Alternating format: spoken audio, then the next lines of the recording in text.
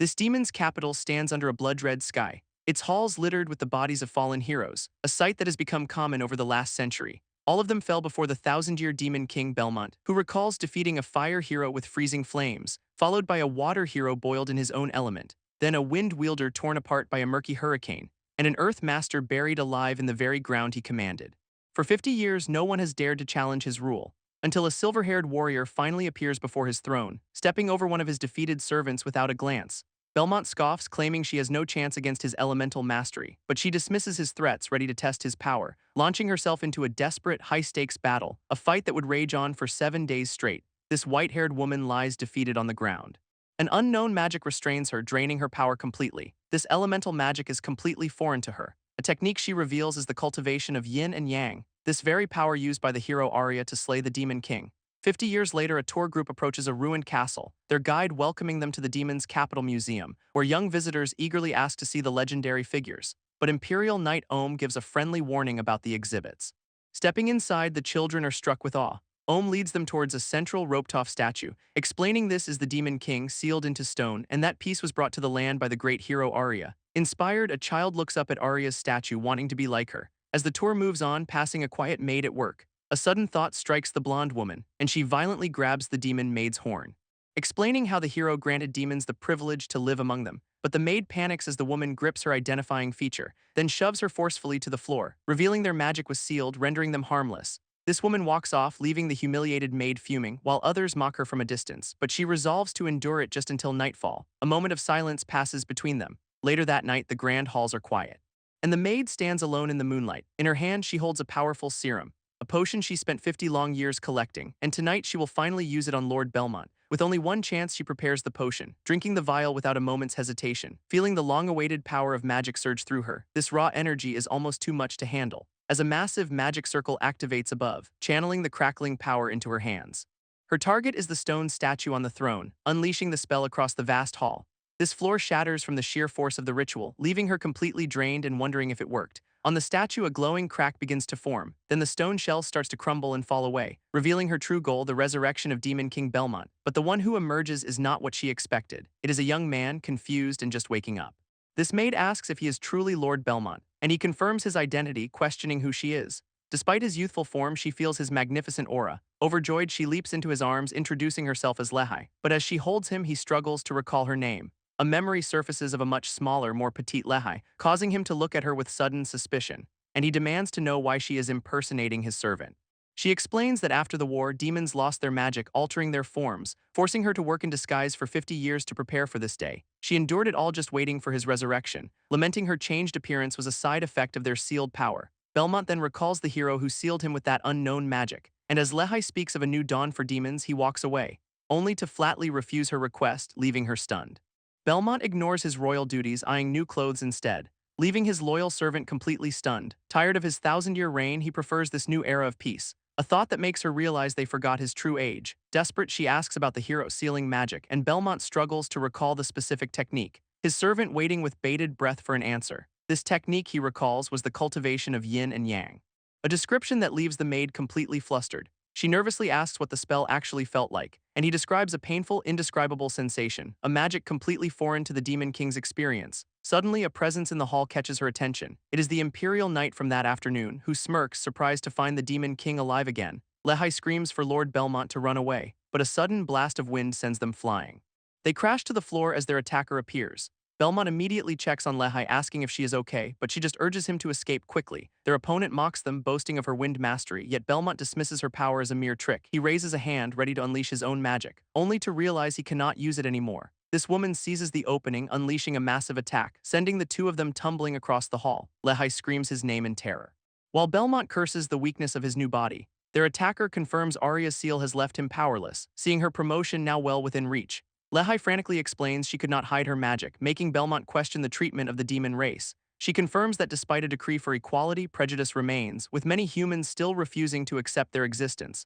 A faint smile crosses Belmont's face as if he expected this. Then he glances at Arya's statue, noting her own failure. To protect him, Lehai activates a magic circle to buy some time, but their attacker dismisses the effort as futile. Belmont knows her power is far too weak for a real fight, while his own remains sealed by powerful restraints, and he struggles to break free from the magical bindings. Suddenly, an unfamiliar power surges from within him, causing him to call out Lehai's name in that critical moment. He reaches out, grabbing her by the leg, and pulls her into a sudden, unexpected kiss. Lehai is stunned by the sudden kiss, completely caught off guard by his action. As a strange energy passes between them, activating a powerful, unknown ritual. Overwhelmed, she realizes his plan is succeeding, passing on the magic he has held for 50 years, this very same cultivation of yin and yang technique. Their opponent strikes from above, mocking their defiance, but Belmont unleashes a fiery counterattack. His demonic form now fully manifesting, he channels an immense pillar of dark flame, engulfing the shocked knight in the explosion. Revealing this power was left by the hero herself, a revelation that leaves his attacker in disbelief, and he calmly corrects her prejudice against his kind. Lehai is utterly stunned by the sudden kiss, and the Imperial Knight is instantly knocked unconscious. Belmont calls out to a flustered Lehai, declaring his intent to finally free the demon race.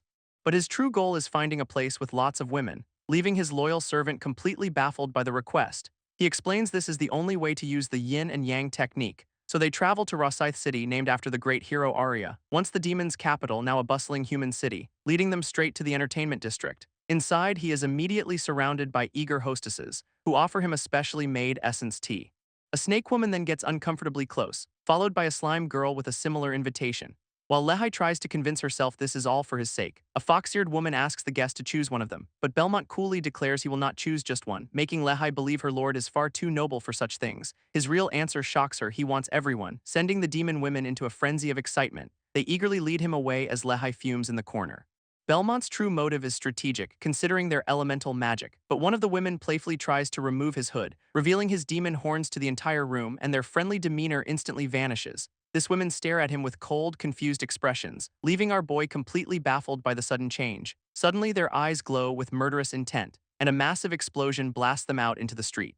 This host scoffs, realizing he was just trash from the demon clan. A group of demon women block their path, one warning them away.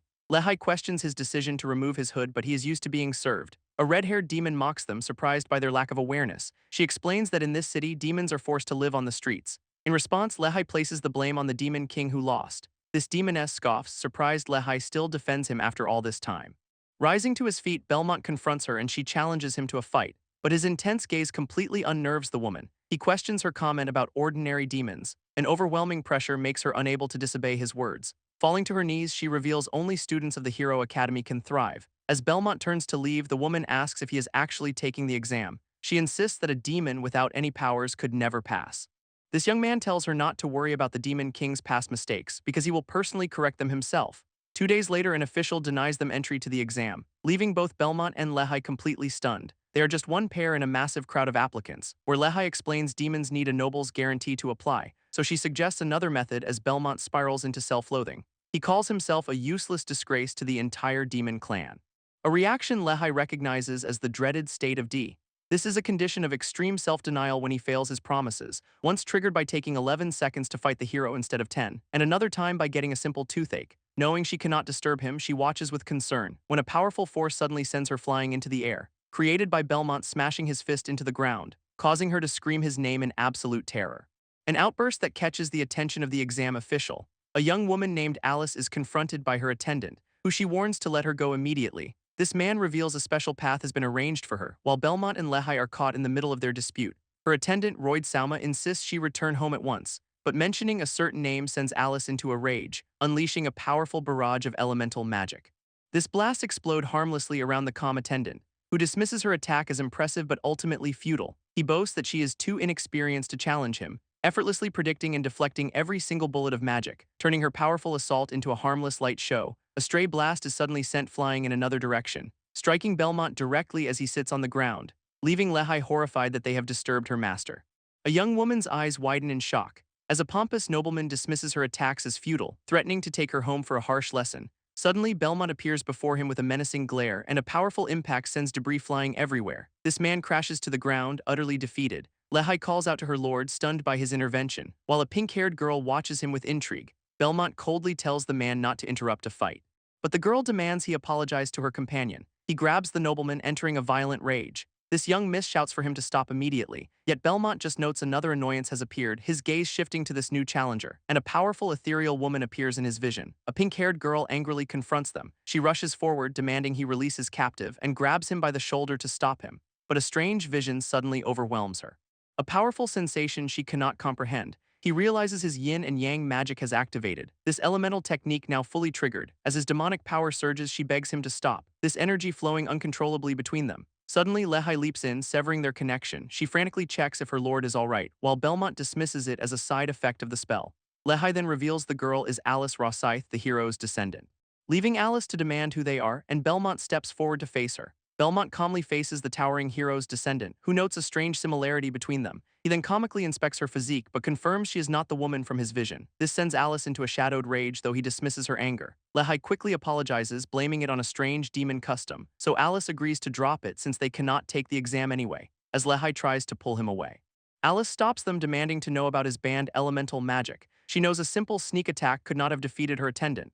Lehai insists it is a unique power only her lord possesses, and Belmont begins to reveal the truth about his abilities, sending his loyal servant into a silent panic. He instead claims to be a descendant of the charming demon, leaving Lehai completely impressed by his quick thinking. Alice questions if his actions are just a display of masculinity. Lehai explains the intimate details of his technique, embarrassing Belmont. A flustered Alice still thanks them for their help, and Belmont declares he must repay her kindness. They soon arrive at the Grand Holy Belmont Great Hero Academy, where an official prepares to begin the entrance exam. Suddenly, Lehai calls out, interrupting the proceedings, and the man scoffs, recognizing the demons he just rejected. Belmont calmly presents him with a piece of paper, leaving the official stunned by the Rosyth family signature. Just then, Alice announces she will be signing up too, and the man panics, realizing he is facing the hero's descendant. With the signature confirmed, he hastily grants them entry. Together, the three of them walk towards the academy gates, drawing stares and whispers from the other applicants. Lehai senses the road ahead will be a tough one, when a new challenger suddenly appears before them. A Beast Clan warrior named Newt, another powerful applicant. Alice immediately recognizes her as a troublesome rival, who playfully mentions their family's ill-fated history. Newt then spots Belmont, asking if he is Alice's servant, but Alice warns her to stay away from the charming demon. Her own protective words leave her momentarily confused. This beast woman ignores the warning, embracing Belmont instead, and Lehai feels that strange elemental magic trigger once more. Newt declares she wants our boy to be her pet. An enraged Alice shoves them apart, scolding their behavior, but the beast woman just laughs it off as a joke. Suddenly, Alice leans in, sniffing Belmont's scent herself, leaving her rival furious that she beat her to it. Alice recognizes someone with a shocked expression. An elf woman named Ristana gently holds Belmont's face. She curiously asks if he is a charming demon, hinting that males of his kind are quite special. This closeness sends Alice into a jealous rage, who accuses her of hiding practice material for the exam, while a fox-eared woman taunts her about a past agreement. Alice furiously declares her plans are her own. These three rivals stand before the Grand Academy building, where Lehai explains they are descendants of the great heroes, but Belmont only recalls the hero named Arya. She clarifies a team of four fought him, creating a bitter rivalry. As they approach the entrance, a magical barrier activates. This hero descendants prepare for the coming challenge, and Ristana unleashes a powerful surge of lightning magic. This academy's examiner, Edward, officially begins the entrance exam, and students whisper in awe of his high-level space magic. But Lehai worries their demonic powers are too weak to pass. Belmont calmly tells her not to worry, hinting at a new development. He reveals a portion of his elemental magic has already awakened. A glowing sigil forms on his hand, swirling with raw energy, and he prepares to test the extent of his newfound power. A blinding radiance suddenly erupts, stunning Lehai, who believes his true demonic power has finally returned. This grand display, however, produces only a tiny flickering flame. Belmont realizes he has very little control over this energy, which quickly dissipates into nothing. Lehai panics, certain they will fail without resorting to another plan. And her lord turns, sensing her sudden desperation, so she grabs his arm with a look of grim resolve. Lehai suddenly grabs Belmont, stopping him in his tracks. He questions her sudden and very close interruption, but she tells him to be quiet, revealing a familiar potion. It is a temporary power boost from a magical dragon's saliva, yet Belmont simply turns his back on the offer, refusing to use it and leaving Lehai completely stunned. He continues walking away, beginning to explain his reason, declaring that it is wrong to pass the exam by cheating. His honorable stance leaves his servant utterly speechless, so she reminds him their clan's revival is at stake, a mission he seems to be reconsidering, causing Lehai to ask what is on his mind. He admits he lacks his former innate demonic powers, but promises her he will pass the exam on his own terms. Her worries vanish, replaced by renewed faith in her lord. Lehai recalls her master's true identity as the Demon King. Suddenly, a strange hand startles her. Her lord takes the vial he'd just refused, leaving her confused. But Belmont just plays dumb, shrugging innocently. A blue hand then reaches through a magical portal, holding the potion, leaving Lehai terrified as it is presented before her. Belmont watches this unfold with a concerned gaze. A blonde proctor suddenly appears, wielding powerful magic, and he identifies the vial as a demonic power amplifier, immediately ordering the cheater to be disqualified from the exam.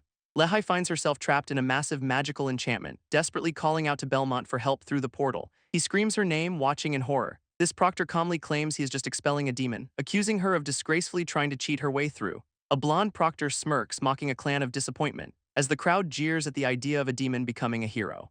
Belmont listens to their insults in stoic silence. This proctor then threatens anyone who dares to object, but our boy vows to make him apologize for his words. This man scoffs, claiming he only chased out a cheater, yet Belmont retorts that he disrespected her honor. This proctor dismisses him as worthless without Alice's protection, then declares the Academy's selection exam will now begin. A powerful teleportation spell engulfs the entire hall, instantly transporting them to a vast, unfamiliar landscape. They find themselves at the Dragon Wings cliff behind the Academy, now standing before a massive chasm separating them from their goal. He explains the test is simple, just walk across the bridge, revealing a treacherous path of floating magical platforms. He reveals their goal is the Academy on the opposite side, but an enchantment activates, confirming the path is a trap. These rules are simple, 30 minutes for the first 100 to cross, and with a sharp gesture he declares the exam has begun. Instantly the applicants rush forward onto the magical path, but a strange feeling warns them something is amiss with this bridge. Belmont notices the bridge's surface looks unusually smooth, and his foot begins sinking into the glowing surface. All around him, students find themselves trapped in the sticky, mud-like substance. A confident applicant declares they just need to focus to cross, but the proctor smirks, revealing the bridge is made of slime, a test of elemental strength that leaves the weak sinking helplessly. Those unable to control their powers are stuck fast, unable to advance, and even Alice complains, finding the sticky substance unbearable. When Newt strolls past effortlessly, taunting her rival's poor control, this fox-eared rival dashes ahead, telling Alice not to worry. And Alice watches nervously as the other hero descendants cross with ease, while the proctor smirks, turning his attention to the demon. Belmont is submerged in the watery bridge, finding the pressure unbearable. This examiner believes his weak demonic powers make escape impossible, but Belmont finds a loophole, freestyle swimming through the liquid path, displaying a level of control that would challenge even the teachers, which only irritates the smug proctor watching from afar. Meanwhile, another applicant struggles to move, taking careful steps. This bridge itself is revealed to be a massive, writhing water creature. She suddenly realizes the world feels upside down, just before watery tendrils grab her, pulling her under with a scream. A sudden attack that startles Belmont mid-stroke. This proctor watches as the bridge comes alive, revealing countless slimes. He explains that when combined, they are a threat to even veteran heroes. This proctor explains that anyone who falls will be instantly disqualified. When Newt is suddenly ensnared by slimy tentacles, looking amused, she scoffs at their weak grip, preparing to make her move, and the slimy creature looks on in sudden shock. Newt unleashes her beast arts, tearing through the monsters with ease, taunting that their size alone is not enough to impress her. Just then, another challenger calmly steps onto the bridge, revealing Ristana, who now faces the same slimy guardians. This elf woman closes her eyes, gathering her immense magical power, then releases a powerful wave of energy that blasts them back. Her attack leaves the creatures momentarily stunned and confused, but they quickly reform, surging forward with renewed aggression. Ristana simply dismisses them as a hindrance, shattering their forms with a single, effortless gesture. Yet one of the creatures quickly reforms, lunging forward once more. A student screams, fleeing from a massive slime monster. But Alice unleashes a powerful fire spell to intervene, while another applicant is ensnared by fiery tentacles. Alice quickly dispels the flames, saving the trapped girl, who gratefully thanks the hero's descendant for her help. She brushes it off, claiming the monster was just an obstacle, privately cursing the proctor for such a demeaning test. That same proctor smirks, certain Belmont is about to fail, believing his weak demonic power is no match for the slimes. Suddenly, he stares in disbelief at an impossible sight. The slimes are not attacking Belmont, they are adoring him, and our boy calmly pats one, speaking in an ancient tongue. Edward realizes the kid knows the long-lost slime language, a feat that should require far more power than he possesses. Belmont glances back, taunting the proctor with a smug look. Edward recognizes the spell as the blessing of speech. He cannot believe the demon brat is so skilled in magic. But he smirks, deciding to raise the test's difficulty. This examiner pulls out a vial, planning to empower the slimes. Instantly, the potion transforms the docile creatures, sending dark, aggressive tendrils erupting from the bridge, launching our boy high into the air. He lands hard on the now violent, churning surface, as a massive, shadowy creature begins to form behind him, revealing a terrifying new humanoid shape. Belmont realizes the proctor's potion caused this transformation, and the monster looms over him, ready to strike. Trapped on the bridge, he knows he cannot possibly dodge. This proctor screams for him to just get disqualified when a powerful fire blast suddenly intercepts the attack. Belmont is suddenly pulled from the slime, giving a quick okay. It is Alice who yanks him to safety on the bridge. She immediately asks if he is all right, her concern obvious, and he looks up in disbelief, asking why she saved him. Her face flushes, caught completely off guard by the question, so she quickly claims he was just blocking her path. Watching from afar, the proctor questions Alice's motives, deciding to retrieve the demonic substance himself. Just then, a monstrous slime appears with a glowing grin, a massive creature formed from all the others combined. Alice stares in shock, realizing it absorbed its brethren. This proctor's retrieval spell fizzles out, leaving him stunned.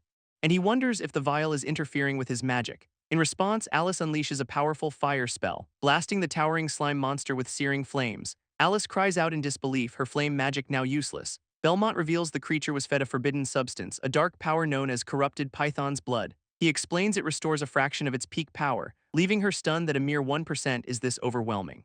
But Belmont clarifies that slimes confuse their strengths, and the monster before them is a massive fusion. Her magic explodes against its shadowy form, yet the creature emerges completely unscathed. Alice admits her powers are now ineffective, infuriated that he is just standing there talking. Belmont calmly reveals he has a plan, and she impatiently demands he get on with it. His hand suddenly moves to her waist, pulling her into an embrace as they fall backward.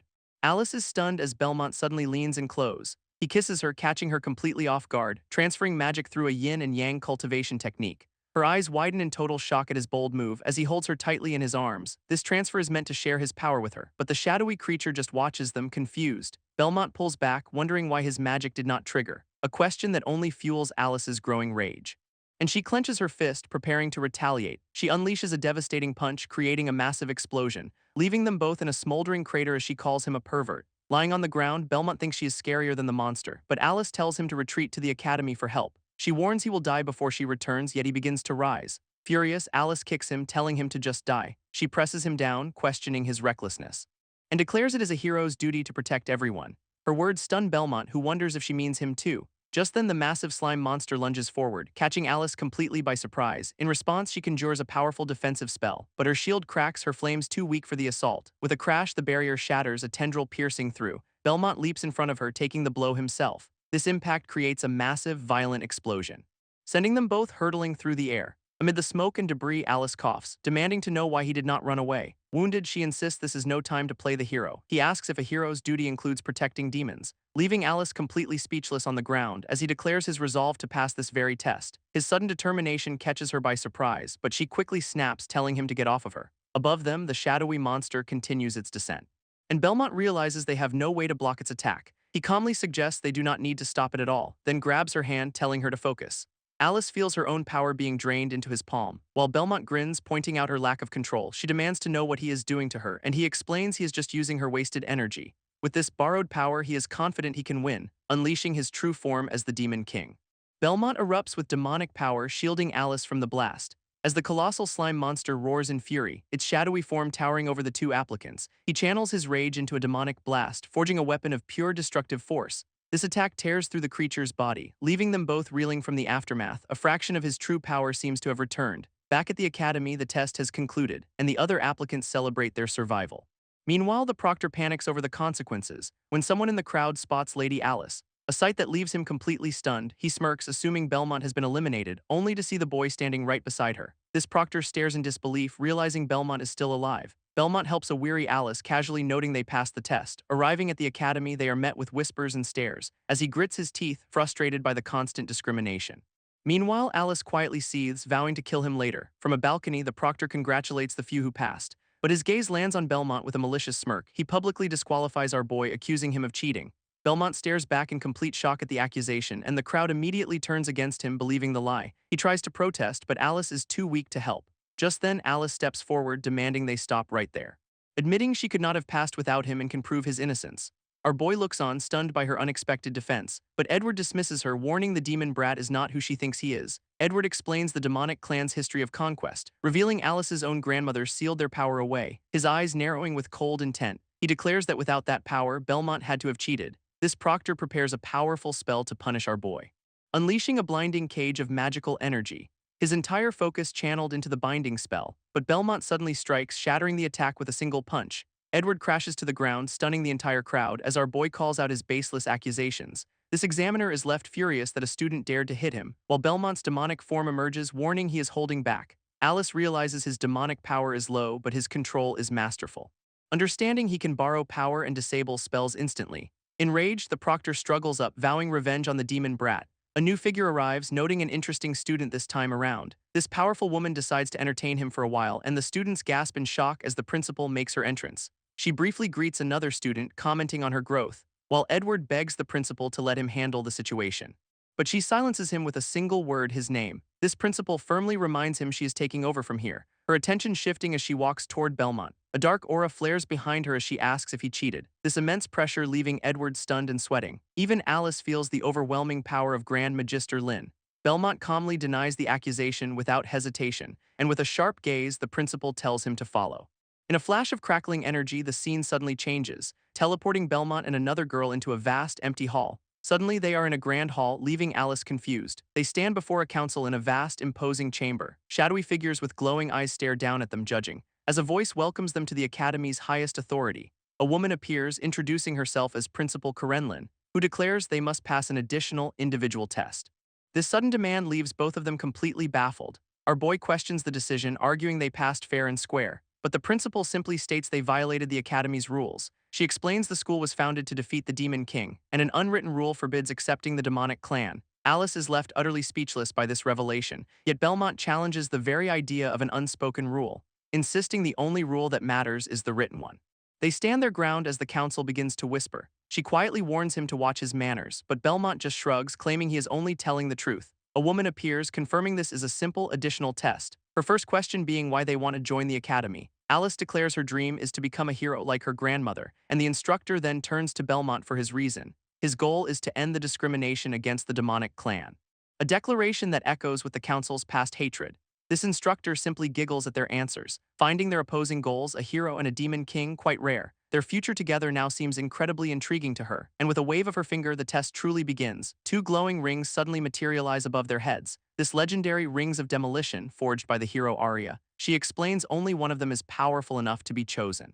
Belmont asks about the consequences of failure, and the instructor reveals the grim penalty: execution. Alice recoils in horror at the life-or-death stakes. While he points out her grandmother made the rings, yet she seems clueless, remembering a past where she was kept in the dark about her own history. This instructor clarifies that survival is the only way to pass, offering them one last chance to back out. But Alice's resolve only hardens, pondering what it means to be worthy.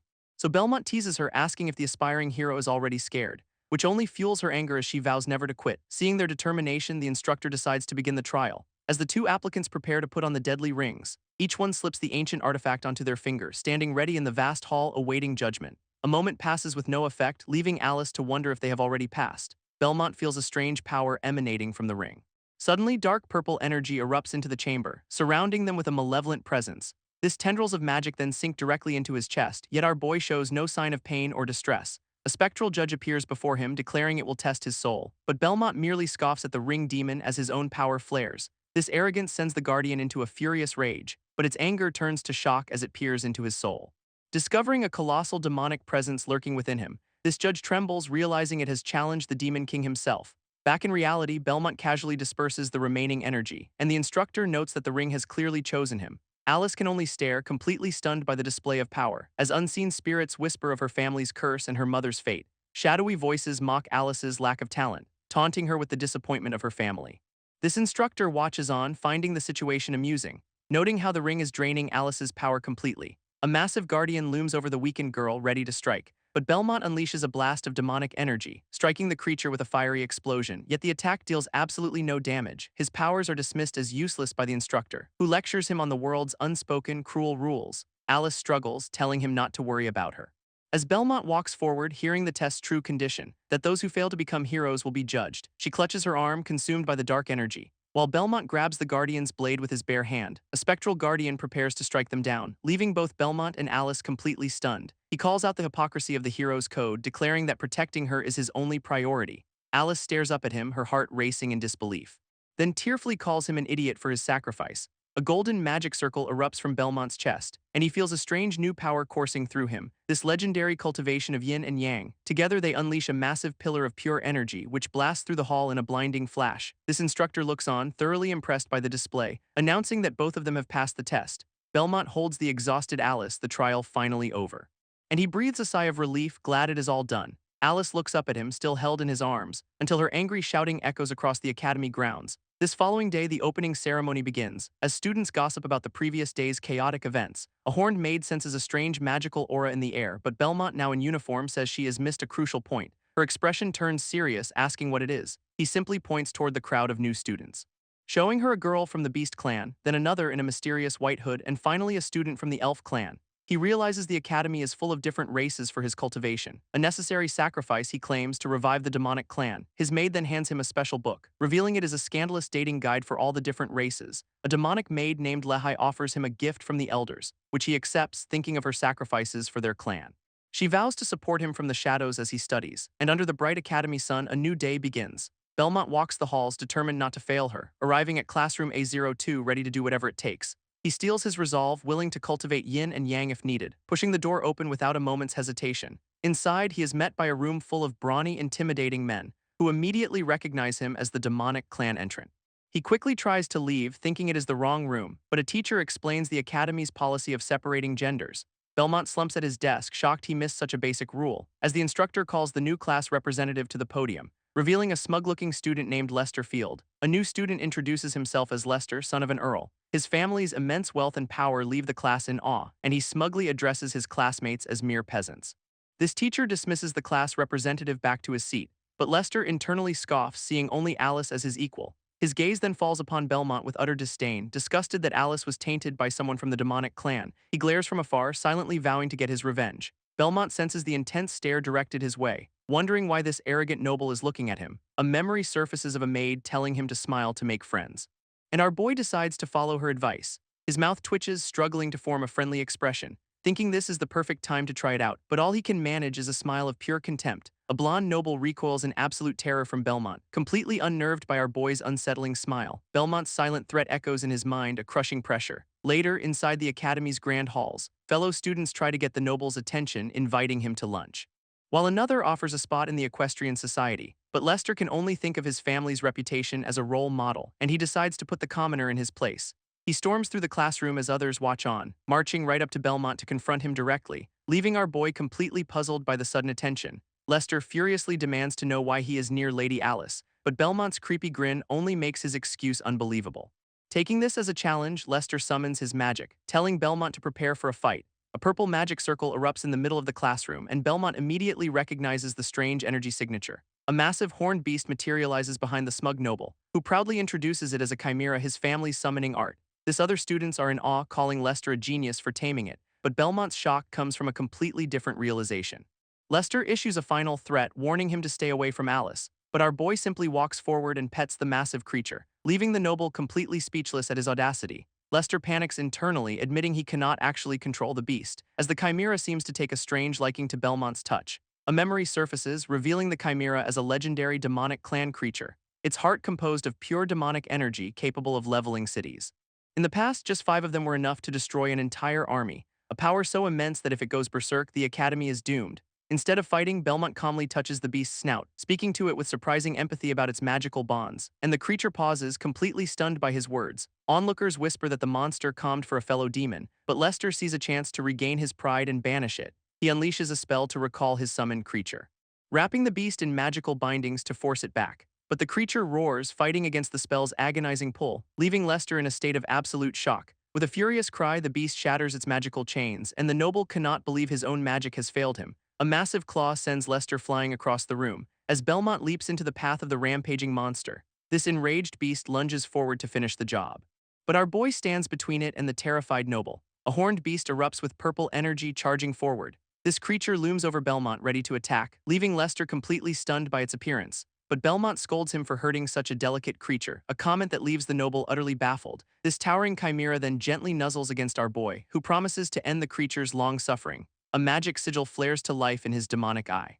his vision piercing through to a control device in its throat. To save it, he must destroy the controlling mechanism, unleashing a burst of power that engulfs the beast. Lester falls back, shocked a demon could subdue it in one hit. From the dissipating smoke, a soft sound emerges, showing the chimera's true form, a tiny horned cat. This noble is instantly smitten, his anger completely forgotten. Belmont explains that these cats can change form under demonic influence, but he holds the creature, thinking its original form is the best, deciding to give the little creature a rather suggestive name. This display only enrages Lester, who vows he has not given up on Alice, so Belmont lectures him about treating women as rewards for battle, pulling out a book and saying one should always do their research first. This noble stares in shock, mistaking the book for a grimoire, while Belmont claims it is a very knowledgeable text he has been studying.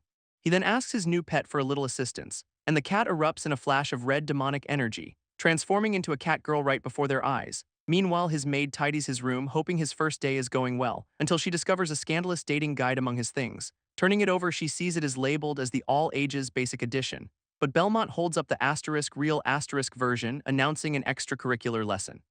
This book is the restricted 18-plus edition. Meanwhile, Alice is questioned by a friend about seeking out Belmont, who finds the demonic clan kid rather attractive and interesting. A flustered Alice insists she only wants to thank him for his help, but her friend just smirks, calling her a classic tsundere. Arriving at the classroom, they slowly push the door open, her eyes widening in absolute shock at the scene inside. Belmont is giving a very detailed lecture using his new pet as a model. Her companion is impressed by his nerve to teach such a lesson so openly, and even Lester has become a devoted follower, calling him Big Brother. Our boy spots Alice at the door, inviting her to join the lesson, but she erupts in a flustered rage, calling him a pervert, ending his first day with total favorability from boys and negative 10,000 from girls. This next day, outside classroom A02, everyone assumes the new hierarchy is set, as Lester commands the class to greet their new big bro with respect. This next day, Lester and his new followers wait for Belmont's arrival, greeting him with a booming "Good morning, big bro." Belmont simply walks past them, book in hand, leaving a stunned Lester completely ignored. This entire group is left utterly baffled by his silence. His new underlings ask what is happening, but Lester believes this is a test of his resolve. He decides their greetings were not good enough for a demon king, imagining himself kneeling in armor in a royal greeting, then picturing a formal military salute as another option, and even a gangster-style bow to show respect. Yet all his imagined efforts are met with indifference in the dining hall. Lester spirals, overanalyzing every detail of his failed attempts, while Belmont just quietly enjoys his meal, his mind still focused on cultivating yin and yang with girls. Alice laments being ignored by the one boy she has finally met, her frustration boiling over into pure silent rage. She tries to eat her feelings away, shocking Belmont with her appetite. Suddenly, a hand slams down on their table, revealing the cat girl who calls Belmont by a familiar name. He remembers her from the entrance exam, completely caught off guard, and she immediately makes a suggestive offer to him. This cat girl then whispers a secret about yin and yang cultivation, leaving Belmont stunned that she knows his hidden purpose. This intimate display sends Lester flying with a massive nosebleed, who comically misinterprets it as a sign of Belmont's greatness. Our boy simply plays along, asking where she wants to go, but a nearby bowl is crushed by an unseen, furious hand. Alice stands, confronting the cat girl about her intentions, then turns on Belmont, demanding to know what he is planning. This cat girl invites a flustered Alice to join her inquiry, leaving Alice completely stunned by the suggestive offer. As Belmont looks on, questioning her sudden involvement, she just grits her teeth in silent frustration before storming off and telling them to mind their own business. This leaves Belmont alone with his newly transformed pet, while from a distance, Lester watches them walk away, secretly vowing to follow Belmont and learn his methods. Our boy finally asks the cat girl what she truly wants, and with a sly grin, she reveals her intentions. Her goal is to cultivate yin and yang with him. Belmont is shocked she knows of such a secret technique, but she dismisses it as an old legend of the first hero, making him realize she's just teasing him with a made-up trick, until she mentions the immense demonic power he used in the exam. She correctly deduces his power comes from yin and yang cultivation, leaving Belmont worried she will expose his greatest secret. But the cat girl adds a prerequisite for the technique, a detail that leaves our boy completely confused. She claims the practitioner must be a virgin, which he cannot be. This explains his exhaustion from absorbing a girl's power, but Belmont is secretly relieved her theory is totally wrong. He regains his composure, asking about her true intentions, and with a sly grin she calls him dumb for not understanding, revealing sharp, golden claws forming on her fingertips. She lunges forward with a cry, screaming for him to die, yet Belmont remains completely unfazed by the sudden attack. Suddenly, Lester rushes in, shouting a warning to his big bro, their eyes meeting in a tense split-second standoff, forcing her to halt as Lester shields Belmont with his own body. Lester rushes to Belmont's side, full of concern. Our boy, however, is unfazed, already analyzing the situation. As the cat girl scoffs, annoyed her fun was spoiled. She tells Belmont he was lucky to be saved this time, then issues a cryptic warning about his future at the academy, and with a final glance leaps away into the distance. Meanwhile, in a shadowy chamber, a secret council meets. One member complains about Belmont's successful integration, while another points out he had help from one of their own. A third member with glowing eyes demands clarity, yet the orb holder agrees with the cryptic statement. As a vision appears in the orb, showing Alice and Belmont, revealing they have Alice to thank for his presence. This accusation sparks anger from the glowing-eyed member, but their leader, the council president, silences the argument. Meanwhile, the student council president has sent someone to intervene. Belmont recalls his true purpose, a depowered demon lord needing to cultivate yin and yang, but the academy grounds are strictly segregated by gender. This separation makes interacting with girls nearly impossible, so the upcoming mixed combat class is his only real chance. Back in the present, Lester commands his followers to guard their big bro, leaving Belmont comically smothered by his new bodyguards. He tells them to stand down, but Lester protests the danger, pointing out the cat girl as a clear and present threat. She just gives Belmont a sly, knowing look from afar, while our boy remains completely unfazed by the warning. He calmly explains the crowd is just making it hard to move, secretly acknowledging he has already accepted Lester as his underling. This noble takes it as a sign of ultimate trust, vowing his loyalty, a display of devotion that makes Belmont visibly uncomfortable. A red-haired senior named Brian confronts Belmont for his arrogance, leaving Lester completely terrified by his sudden appearance. This senior came specifically to see the demonic brat in his class. But Belmont calmly points out he must have failed a year. Enraged by the insult, Brian powers up a magic-infused fist, his strength now rivaling that of a professional hero. Lester screams for his big bro to get out of the way as the powerful blow comes hurtling towards our boy. Suddenly, the attacker freezes in disbelief, his punch stopped cold by Belmont's single finger. Just then, another catgirl appears, telling Brian to stand down, scolding him for constantly causing trouble. An instructor from afar orders them all to quiet down for class, but Brian just smirks, finding the situation more interesting now. Belmont watches them, hearing whispers that the rumors were true. Lester whispers a grave warning about a plot to eliminate his big bro, explaining the red-haired senior Brian is infamous for his pro-hero level strength, and the catgirl is a powerful beastman descendant, implying a mastermind's involvement. Just then, an instructor announces the start of their combat training class. Glowing green portals materialize, ready to transport the students into the forest, where they will form teams of 2 to hunt demonic puppets for 4 hours. Lester sees this as the perfect chance to protect Belmont himself, but when he turns around, his big bro has already vanished. Elsewhere, Brian and the catgirl stand before their own beast-shaped portal. With the hot-headed senior claiming Belmont as his personal target, she just scoffs at his loud declaration, completely unimpressed. As they both prepare to enter the portal, Belmont suddenly drops from the sky, landing right between them. He grabs the catgirl's wrist, telling her it is time to go, then yanks her into the portal with him, leaving Brian utterly stunned. A green flash sends them both plummeting through the trees, crashing down into a secluded part of the forest. This catgirl gets up, annoyed by his strange behavior, while Belmont tries to pull himself up for a private talk, only to end up with her sitting right on his lap. He cannot help but make a quick comparison to Alice, earning him a sharp threat to keep his mouth shut. Her claws extend as she thanks him for something sinister, revealing he has walked right into her well-laid trap. But Belmont's eyes show no fear, only cold resolve, as her attack shatters the head of a stone golem instead.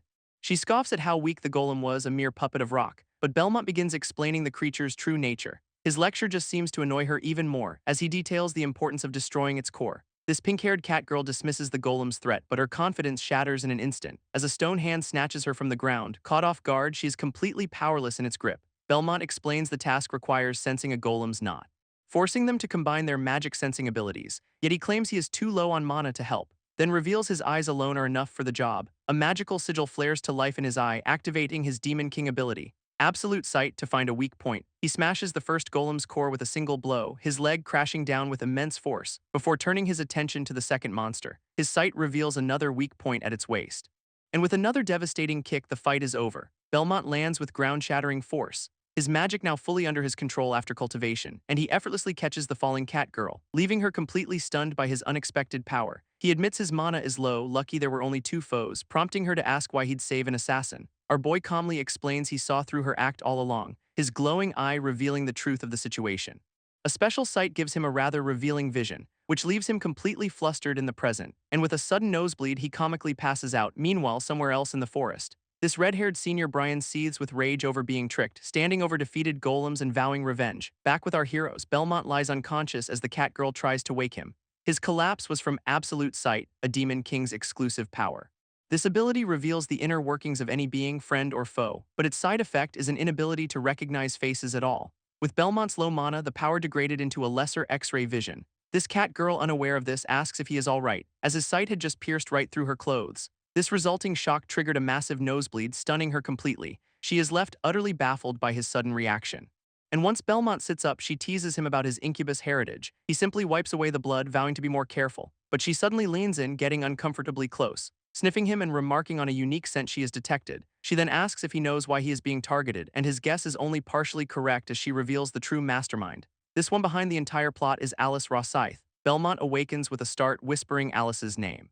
This catgirl explains their world's history with a simple drawing, detailing how human supremacists took over after the Great War. A dark memory shows Beastkin being violently cast out, their human oppressors reminding them of their debt to the hero. This cruel knight mocks their suffering with a sinister grin, as the catgirl illustrates the deep-seated resentment of other races. She explains Alice's actions have given them an excuse for war, making Belmont's elimination a top priority for humanity's side. Yet our boy seems completely unfazed by the grave warning. He dismisses her entire argument as unoriginal, trailing off as he recalls a powerful memory, a vision of Alice vowing to end the conflict at any cost. Belmont then reveals her true motive, to use him to ignite a war. His insight leaves the cat girl utterly speechless, a tear welling in her eye. This cat girl casually suggests they finish class first.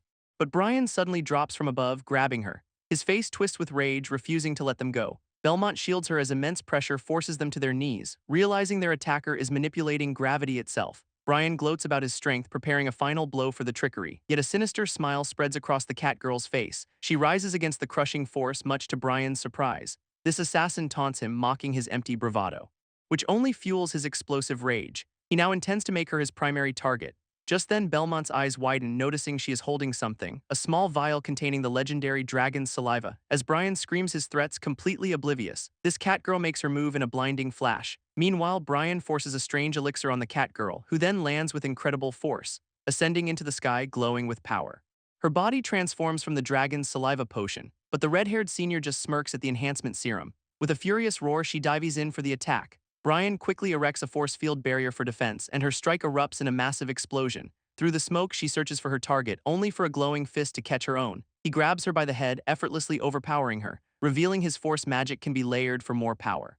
A devastating blow sends her reeling back, splattering blood across his face.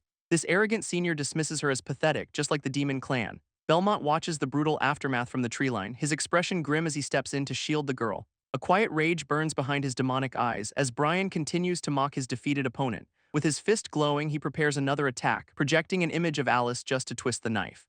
This cat girl cries out her name in total shock. Brian just laughs, promising Alice is next on his list. Defiantly, she screams that he is her true target, but he scoffs at a beast dreaming of human friends. He prepares to unleash a devastating three-layer punch, when a blur of motion tears his arm clean off. This senior screams, clutching his bloody stump in disbelief. As a demonic hand reveals, it regained a fraction of its power. Brian stares in horror at the sudden, shocking intervention.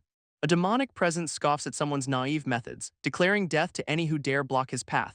This scene shifts to Brian's past, where he scorns his own father, a man broken and terrified after the war with the demonic clan. His fear led him to raise his children in weakness, brutally punishing his son for any sign of unstable power. This cruel training was meant to instill his own terror, demanding they remember the devastating strength of the demon race.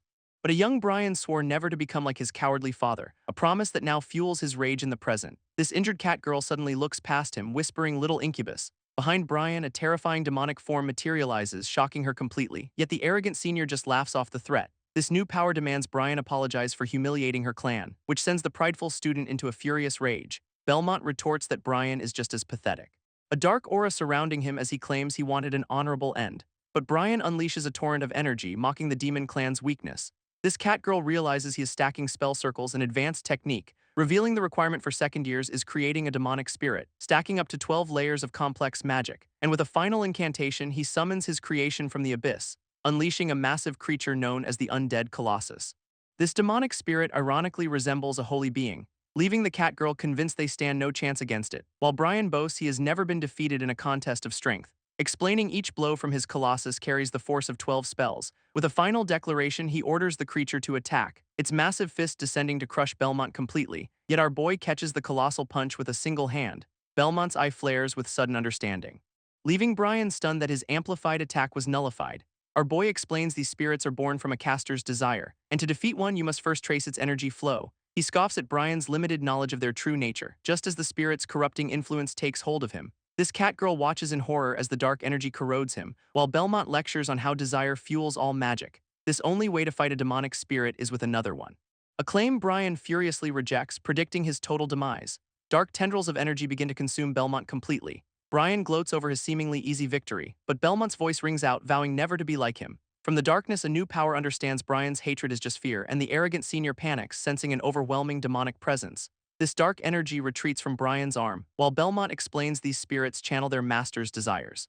Yet the suffering born from such desires never changes, leaving Brian stunned that the corruption was reflected back at him. Belmont's own spirit will now make Brian feel his suffering. A summoning ceremony he began the moment the attack started. In disbelief, Brian realizes this is Belmont's demonic spirit, and with a command, our boy calls it forth from the darkness. From the earth, a multi-headed beast named Cain rises, its true form a bandaged being with a holy aura. This creature's serpentine heads lunge to attack the stunned senior, dark energy twisting and expanding to engulf him completely. Brian stumbles back in pure terror, screaming for it to stop, as the spirit takes the horrifying form of his own father. Belmont then reveals its law: all pain will be returned sevenfold. A crimson-wreathed hand grips a wooden handle tightly.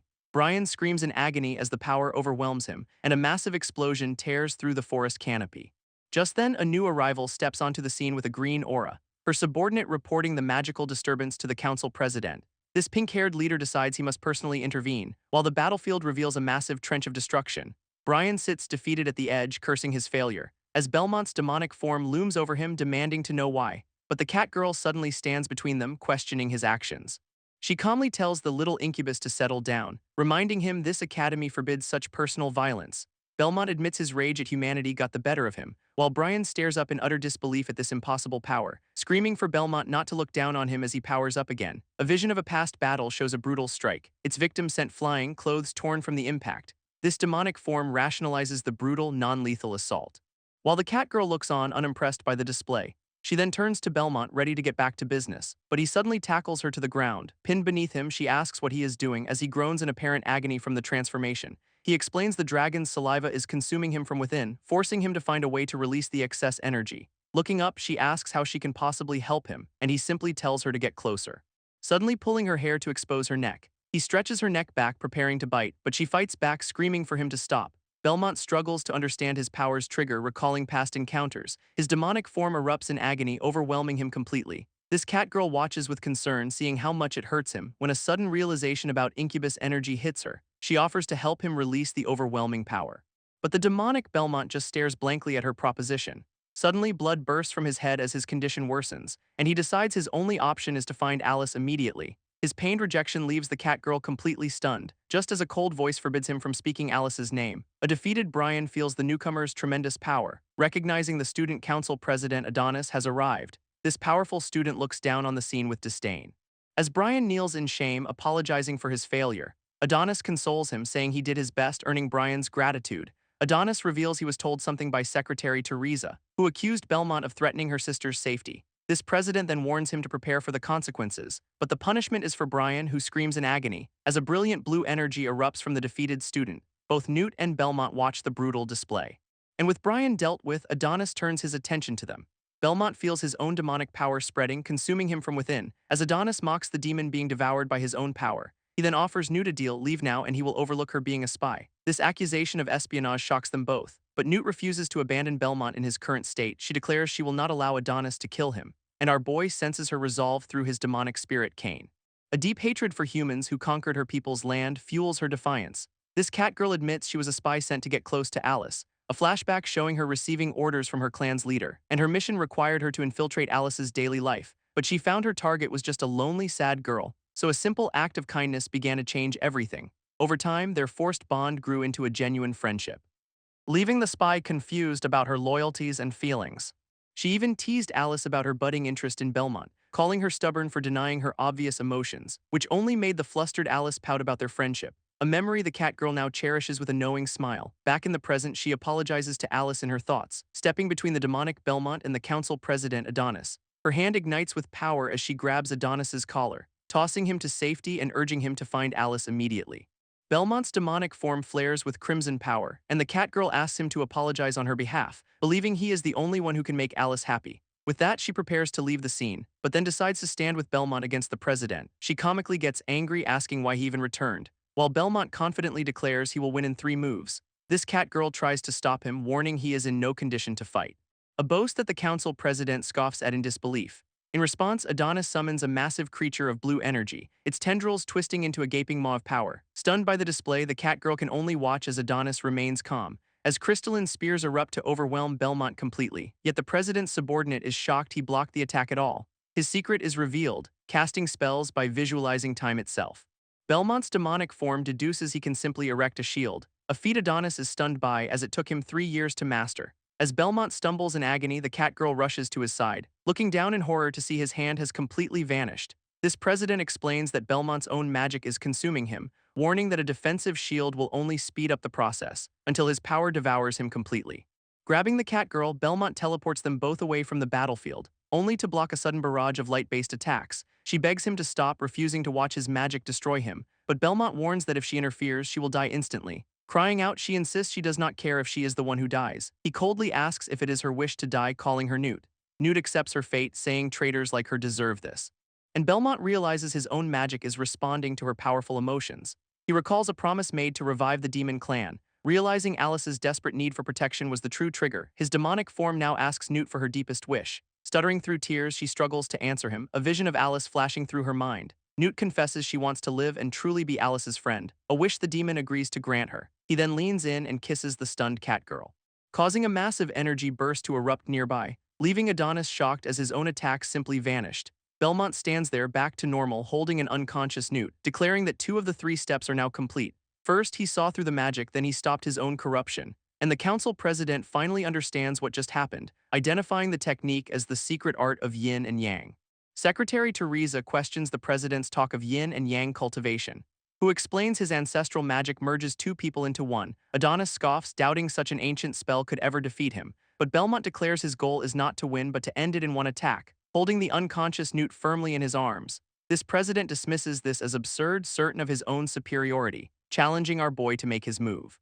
Suddenly, a brilliant green portal erupts behind Belmont, into which he leaps with Newt, vanishing instantly. Leaving Adonis to learn this was a scheduled combat training portal. Emerging on the other side, Belmont finds himself among other students, as his friend Lester rushes over, asking if he is all right. This group felt the clash of demonic powers and were worried, but Lester's concern turns to shock as he recognizes Newt, while Belmont grimly admits that something has definitely happened.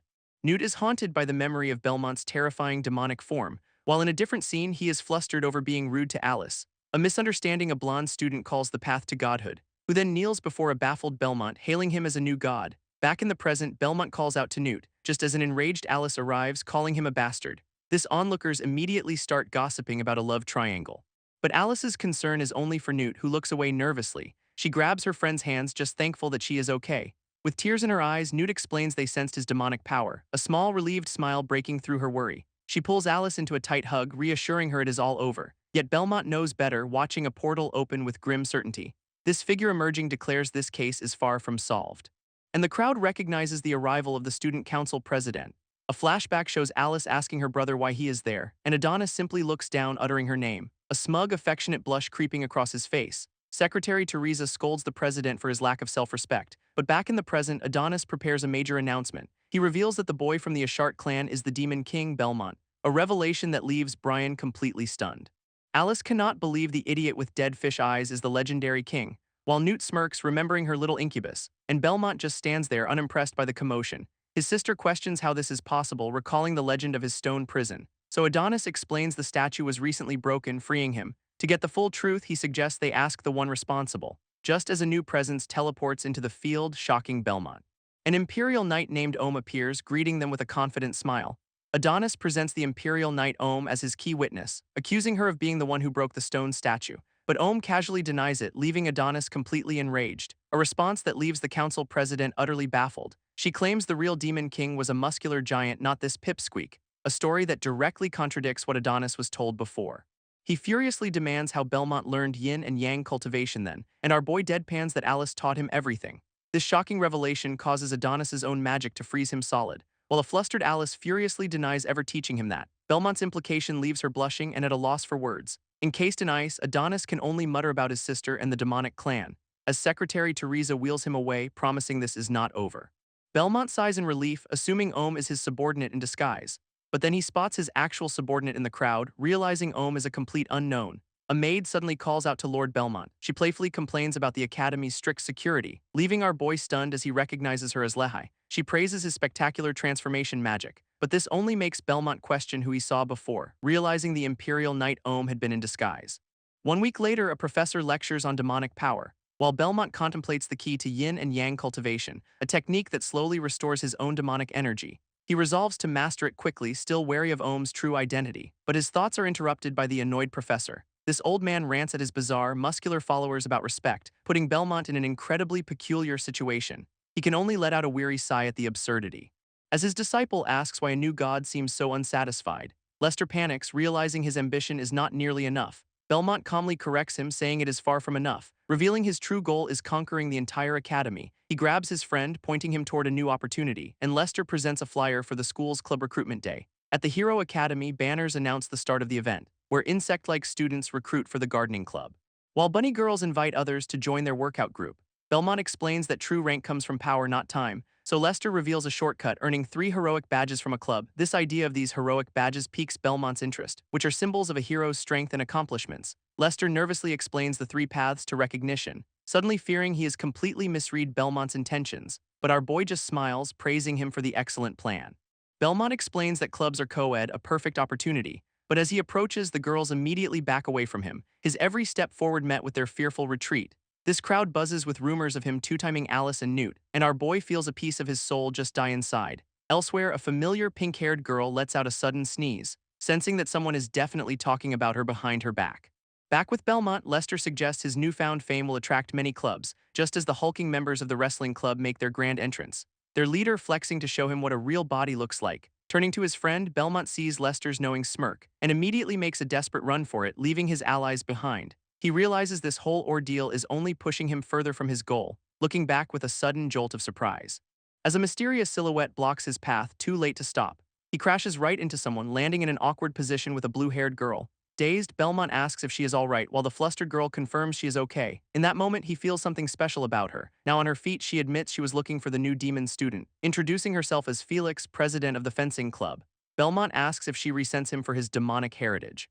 But Felix smiles, believing all races should be treated equally. Their conversation immediately draws scorn from gossiping students, just as a glowing wing sprouts from her back. Her true form is revealed as a mixed-breed angel, and she calls herself a despicable mix of angel and human. With only one member, she suggests he find another club, yet Belmont firmly declares he wants to join hers. He offers to join her fencing club, dismissing her hesitation, seeing it as a perfect escape from the wrestling club's members. His decision leaves the girl stunned, finally getting a new recruit, a nervous laugh escaping her as she processes the news. Her joy quickly turns to business, announcing an entrance test. Elsewhere, Newt wonders about Belmont, pretending not to care, a comment that leaves her companion completely shocked. Just then, she spots our boy across the way, calling him out, while the fencer explains the rules for his 3-round trial.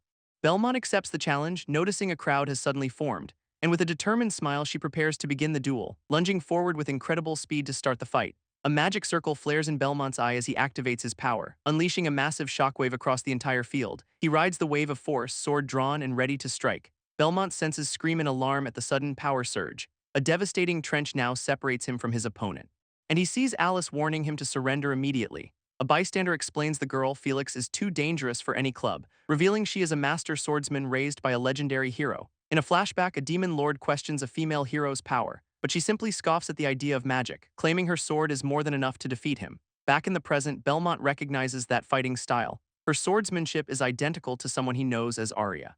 This pink-haired girl calls him a pervert, telling him to join, while Felix lets out a small, dismissive laugh, admitting she got too serious and calling off the test. But Belmont, unimpressed, demands a second round, sending his would-be club members into a complete panic. Belmont recalls dodging her sword just moments ago, realizing she was smiling with genuine joy. Stepping forward, he asks for a promise upon his success, as Alice and a fox-eared girl watch, confused by his proposal.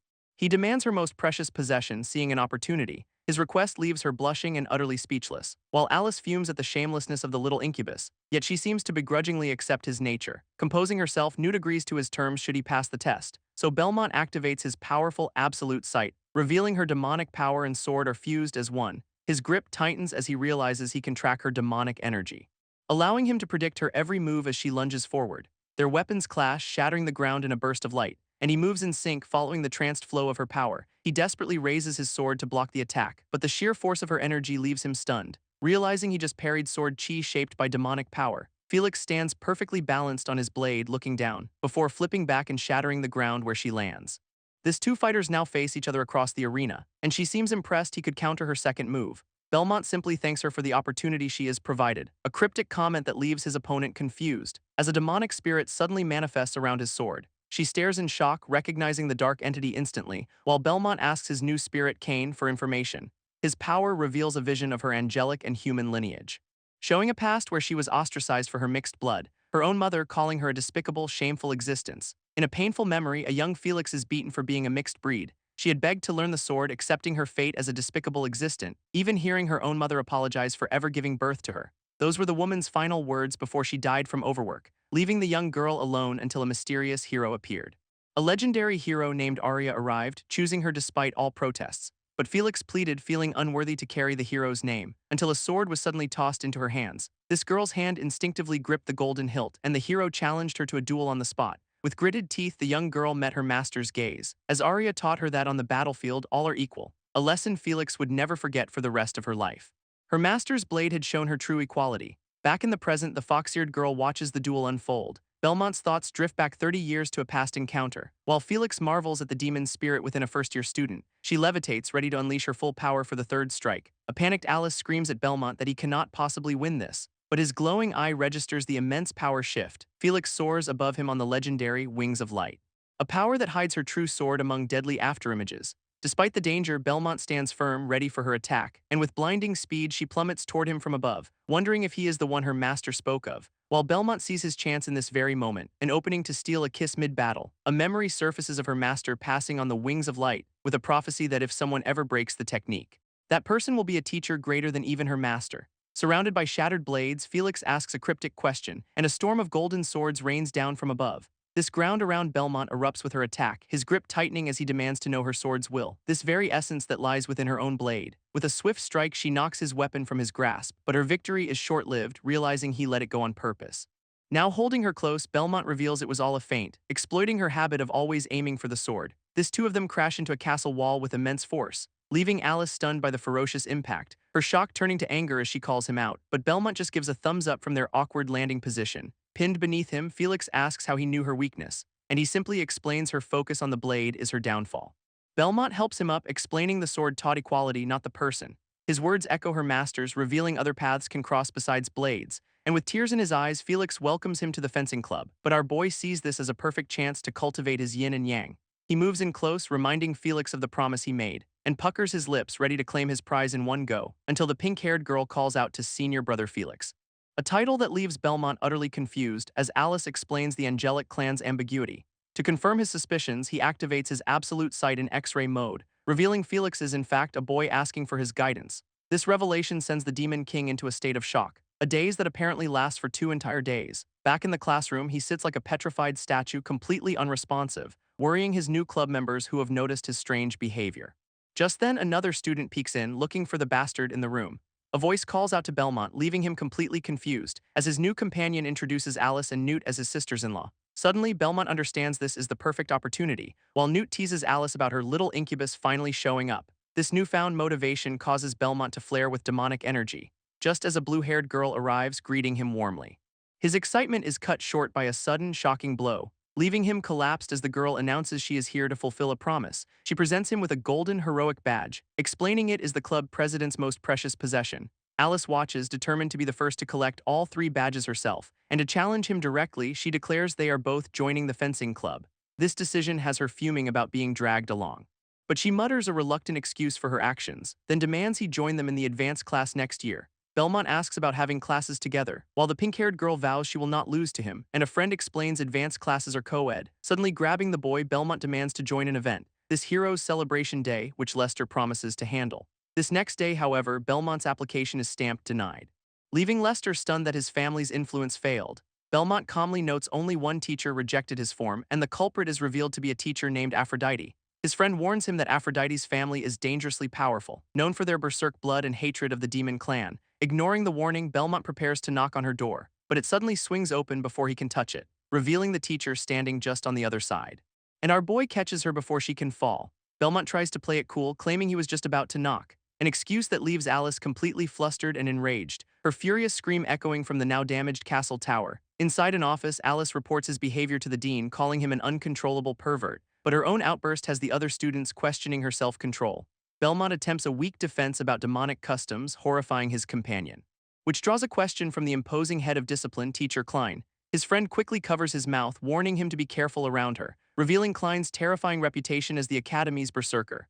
Alice overhears the gossip, her anger now directed at the talkative boy Lester, while the dean quietly considers that Belmont's actions seemed accidental. Still, Alice demands he be sent to the disciplinary room for her to handle personally, a request that fills Lester with absolute terror at the thought. Yet the dean agrees with a cunning smile, approving the punishment. This scene shifts to a dark, ominous hallway leading to that very room. This disciplinary room is lined with ominous tools and chains, a collection that speaks of harsh punishments to come. Bound on the floor, Belmont notes the expert technique used to tie him, when a hooded captive suddenly appears before him. It is Alice who removes her hood and demands he confess his crimes. Unfazed, our boy claims he has nothing to confess. so she lists his interactions with Newt and Felix as proof of his perversion, but her interrogation takes a strange turn, demanding every single detail. This leaves Belmont confused by her sudden interest in his cultivation methods, and he proudly states all his actions were done with honor. Nearby, Lester listens in with admiration for his perverted but cool big bro, which only infuriates Alice further as she powers up her whip. A sharp crack echoes as she strikes him across the chest, yet Belmont senses a strange demonic energy from her weapon. Leaning in with a sly smile, she asks him to explain what he felt. Inside the disciplinary room, Belmont asks to be whipped again, but the furious teacher calls him a pervert, refusing to be underestimated. Meanwhile, Lester sobs outside the door, blaming himself for this humiliation. Belmont activates a powerful ability, his eyes glowing with a magic seal. As he analyzes the whip's demonic magic, a cold power hiding intense heat. Blocking the blow, he realizes the red energy is her suppressed desire. Klein demands an explanation, but Belmont has a plan to satisfy her berserker urges. With a sinister grin, he declares this makes things much easier, and suddenly her own whip turns against her, much to her shock. This weapon binds her completely, ignoring her commands. Its grip tightening around her body. His glowing eye consults a guide on releasing suppressed energy, putting his newfound knowledge into practice. A strange new sensation overwhelming the stunned teacher. Outside, a scream rings out and Lester mistakes it for Belmont's suffering. 20 minutes later, Alice sits defeated on the floor, asking what he did to her. Just then, Lester bursts in, worried about his big bro. He finds Belmont chained to a chair, though our boy insists everything is fine, and Lester's admiration grows, seeing this as another step in the master plan. Suddenly, Teacher Klein announces the disciplinary session is over, and to everyone's shock, she approves Belmont's participation in the event, leaving him suspicious of her sudden change of heart. Klein, however, seethes with humiliation, plotting her true punishment for the celebration day. Back in the first-year classroom, the day of the event finally arrives.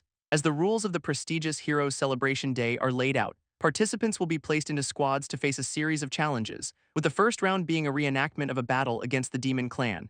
A second round honors the immortal heroes who sacrificed themselves, requiring students to answer questions posed by statues in a grand hall. But a wrong answer awakens the statue, forcing them into a fight to proceed. Lester asks Belmont about their strategy for the Heroes Celebration Day, but our boy is far more interested in a strange book he has found. Meanwhile, Alice confirms Belmont's participation with a mysterious cloaked woman, who sees this as a chance to use him as refination material, and the teacher Aphrodite accepts her orders with a glow of power. Their true goal is revealed, to eliminate the Demon King for his genes. This day of the Hero Festival arrives with crowds gathered before a grand statue, and Lester misinterprets Belmont's intense focus as awe for the event, while our boy is actually crying tears of overwhelming joy. He is counting all the potential partners for his cultivation method, a sight that makes Lester think he is sizing up the competition. An official announces the start of the festival, allowing students to form teams, so Belmont confidently strides forward to find female teammates, only to walk straight into a towering, muscular participant, leaving him completely stunned by the unexpected collision. This muscular participant offers a friendly invitation to join him, grabbing our boy for his bizarre magical Mickey Mouse clubhouse, but a cat-eared girl suddenly intervenes, demanding he let go. With a confident smirk, she declares Belmont is hers now, leaving the muscular man to complain about her privilege before relenting. She steps forward to claim her prize, holding Belmont close as she boasts about saving him for her team. This display earns a sharp rebuke from the pink-haired girl, who is promptly told to mind her own business. Flustered, the winged girl insists she only wants to supervise him, an excuse Belmont quietly accepts, seeing no real issue. Now a team of 3, they wonder who to pick for their final spot, when a new elf-like girl appears wanting to join Belle's team. Both girls immediately object, arguing over who chose him first. But a memory of the blue-haired girl makes Belmont wary of the situation. An elf-like girl shyly introduces herself as a teammate, which is all Belmont needs to hear, infuriating his pink-haired rival. A new cat-eared girl scoffs at an elf choosing to team with a demon, but the elf confidently declares she will lead them all to victory. This arrogance only angers the pink-haired girl even more, while Lester celebrates his big bro's growing team of powerful women. Nearby, a nervous boy trembles, muttering about transforming his body. This newly formed team descends into a vast dungeon beneath the academy, discovering 4 separate passages and deciding they must split up. Belmont's attention is drawn to a strange carving on the wall, which the pink-haired girl identifies as the tragic Battle of Demacy. This inscription tells of a brutal 10-day war and a devastating ambush, a conflict won only through the sacrifice of 2 holy heroes. Suddenly, a magical message reveals their mission: seize the castle, and Belmont realizes this trial is designed to test them individually. An elf-like girl bids Belmont a cryptic farewell, which immediately enrages the pink-haired girl, who storms off with her cat-girl companion, but not before demanding he survive until they meet again. Belmont calmly accepts her challenge, while high above, a mysterious figure waits under the full moon, preparing a menacing welcome gift for the participants. Down below, Belmont walks a dark, torchlit hallway alone, when he suddenly hears a long-lost demon nursery rhyme. This familiar tune startles him, making him turn back, only to find a shadowy mass blocking his path. From the darkness emerge the legendary demon guards, a sight that fills him not with fear but with pure joy. He joyfully announces his return to his fellow demons, but their only response is a unified, murderous cry.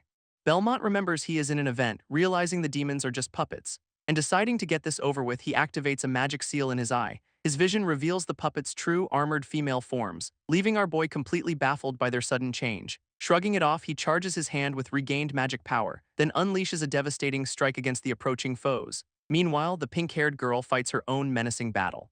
Finding the reenactment to be incredibly realistic and awesome, a red-haired participant smirks, seeing it as a chance for a performance. While an elf-like girl quietly notes the situation is unusual, all three girls are fired up for the hero festival. Back with Belmont, he stands victorious over a pile of defeated enemies. Inspecting a fallen puppet, he confirms their nature but notes the details, when a sudden explosion of red lightning erupts from a nearby archway, revealing a new, ominous path leading deeper into the challenge. Before him looms the erupting Saint Guard volcano. A message confirms his team has passed the first trial, while the mastermind behind the event promises this is just the start. Suddenly, a massive eruption is followed by a villainous laugh, and our boy recognizes the sound of the legendary flame demon. From the lava, a monstrous form begins to materialize, revealing a fiery golem who challenges the hero before her. Belmont is left utterly baffled by the demon's female form, a change orchestrated by the mysterious woman to distract him. But her plan goes awry as she realizes the spell affects all puppets, resulting in a second flame demon with a bizarrely muscular chest. Elsewhere, the pink-haired girl wonders if this is what Belmont will become, while her cat-girl companion reacts with pure disgust. She is outraged that a male demon has a larger chest than her. Leaving the elf to calmly theorize about the source of their power, a fiery guardian named Garfield jumps down to confront him, declaring he can only pass by defeating her. These words are familiar, something Belmont taught the puppet himself, though the puppet adds an aggressive threat he never taught it. This new dialogue leaves Belmont completely puzzled, while elsewhere, teacher Aphrodite panics, realizing she relayed her own thoughts. Back in the fight, the flame demon unleashes its fiery rage, trapping Belmont in a circle of intense flame pillars, but our boy simply identifies the deadly flame demon's skill, knowing it can be broken if one's magic is strong enough. This demon stares in disbelief as its flames are suddenly extinguished, its body sliced apart by a powerful gust of wind. Landing gracefully, the elf girl dismisses the fight as boring, but Belmont now finds himself in an even hotter inferno. A magical prompt asks if he will accept help from his teammate Ristana.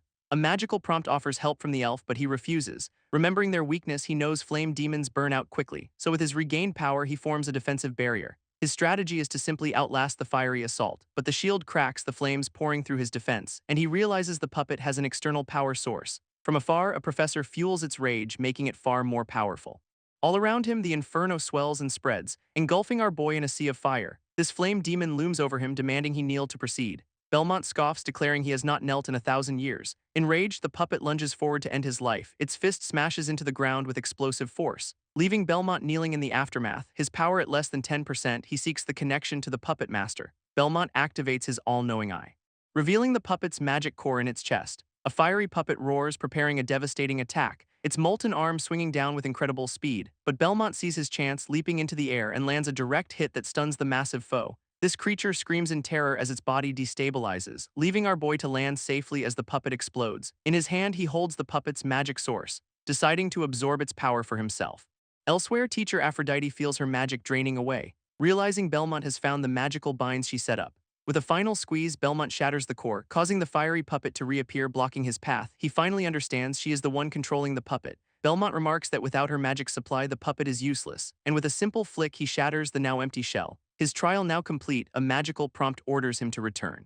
Impressed by his skill, teacher Aphrodite decides to confront him personally. Meanwhile, the girls wait for their teammates to return from the trial, this pink-haired girl insisting she is not worried, just concerned he will fail them all. As the elf returns, the cat girl questions why she did not offer Belmont help. Flustered, she shouts her only goal is to level up.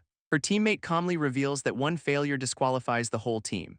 Realizing she was tricked, the pink-haired girl explodes with rage. Just then, footsteps echo down the hall as Belmont finally appears. This cat girl immediately tackles him in a hug, much to his confusion. Their reunion is cut short by a flash of ominous lightning, revealing a new message about the legendary Demon King and his guardians. This next trial is announced. A professor will simulate a powerful female guardian. Belmont questions the popular depiction of the Demon King, but the cat girl calls him out for being an incubus himself.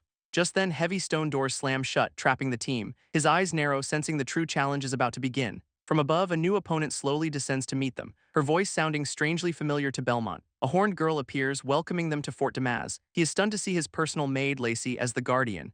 This cat girl immediately doubts her power, questioning the legend. But the elf's insult sparks a fight between the two girls. Unfazed, Lacey challenges the heroes to show their abilities, then multiplies into an entire squadron of clones. His teammates mistakenly link this to the Demon King's promiscuity, leaving a mortified Belmont unable to correct them. As the army of demonic maids swoops in for the attack, this cat-girl companion refuses to be eliminated so early, while her pink-haired friend agrees, unleashing her own magic.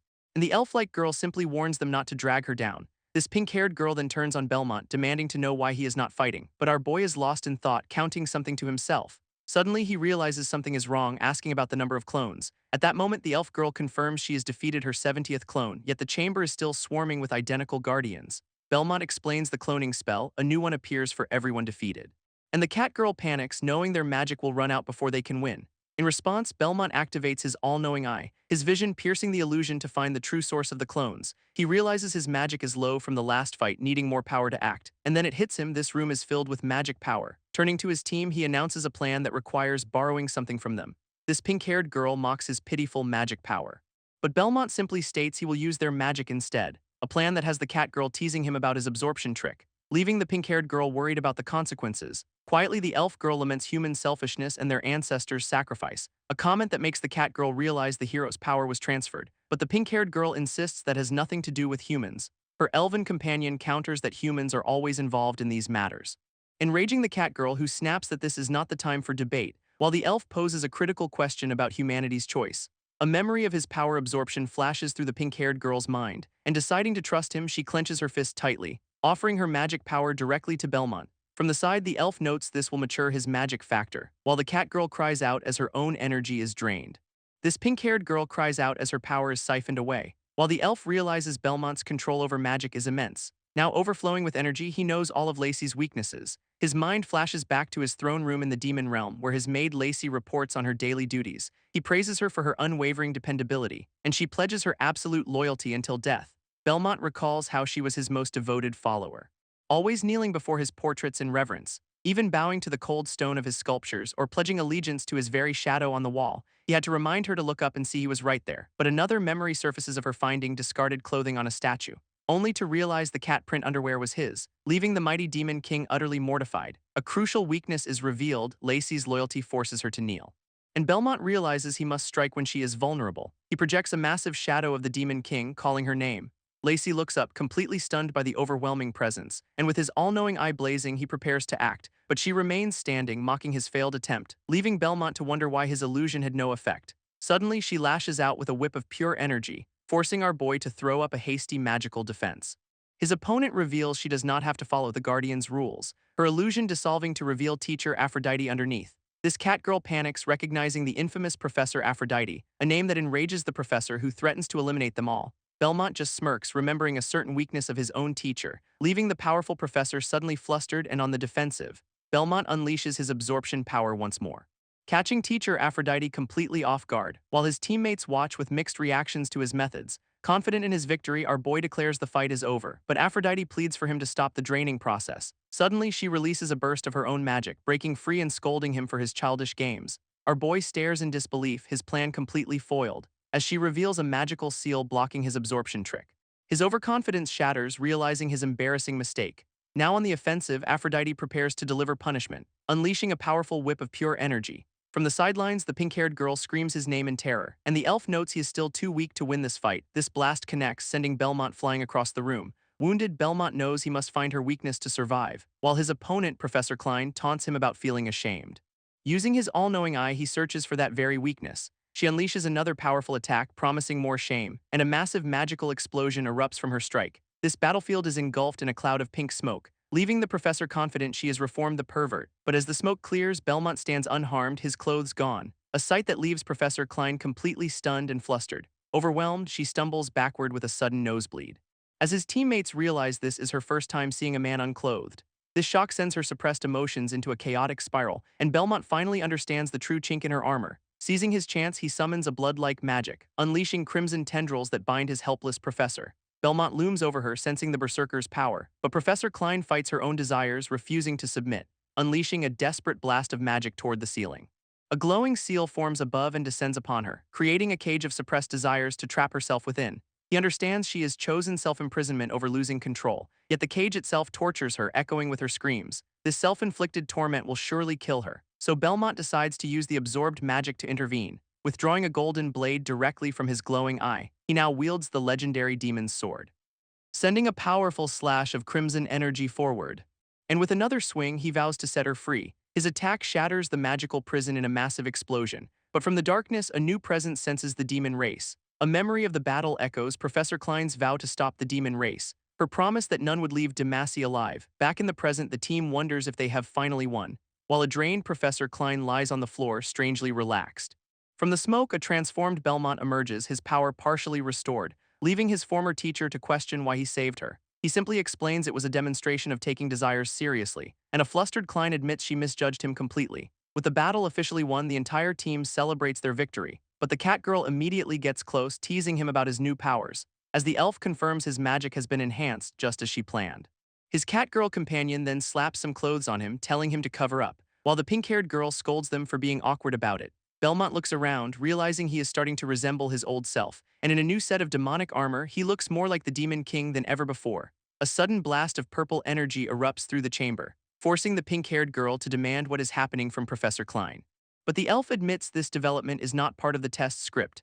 Belmont senses a new presence, warning them something is coming. From the smoke, a monstrous wolf warrior appears, vowing to kill the demon. This cat girl recognizes him in horror as Klim, a legendary hero, while her friend questions how he is alive after his historic sacrifice. Analyzing the situation, the elf notes his immense and unnatural power. Elsewhere, two cloaked individuals watch from the Hall of Battle spirits, revealing they used black magic to resurrect the hero's spirit. Their plan is to make Belmont's death look like an accident, though one worries about the three hero descendants caught in the crossfire. This other dismisses the risk, citing the hero's past sacrifices against demons. Back in the fight, Belmont leaps to face the resurrected warrior, unleashing a powerful counterattack against the Beast Man's charge. This underground city starts to collapse around the weakened team, and a horned man appears, offering to be a distraction. His pink-haired companion refuses to leave him behind, but he insists they must flee now that he has given them his magic. A blonde woman agrees, leading the others toward a staff passage, as a monstrous wolfman vows not to let the demon escape. This horned hero leaps away, drawing the beast into a separate battle. Following orders, his teammates run for their lives through the crumbling ruins, while the entire cavern begins to violently fall apart. This wolfman brings down his massive axe on his lone opponent, unleashing a devastating explosion of pure energy. Thrown back, the horned man realizes his power is not enough to win, as the beast roars, promising to crush the demon into pieces. Through glowing eyes, he sees a critical detail: the enemy is a spirit, who now fights for the glory of his people with a furious strike. This wolfman's axe is suddenly blocked by a flash of pink energy, leaving the resurrected hero stunned by the unexpected intervention. Professor Klein stands before him, holding back the massive blade, a sight that leaves the wounded Belmont in utter disbelief. She declares she will not let a student die even with her magic depleted, which triggers a sudden flashback to her childhood. A young boy once gave her a handmade teddy bear, nervously asking for a kiss in return. A request that left the young Klein completely flustered, but she did not pull away as he leaned in close. At that moment, a bolt of lightning strikes the ground between them, revealing her stern father had arrived to interfere. He drags her away as she promises the boy she will see him again, tearfully begging him to come to her party, and the boy, Evans, smiles with a heartfelt promise to be there. A childhood toy is engulfed in magical flames, revealing a memory of her father's cruel training. He demanded she uphold the family's berserker honor, forcing young Klein to abandon all emotion and connection.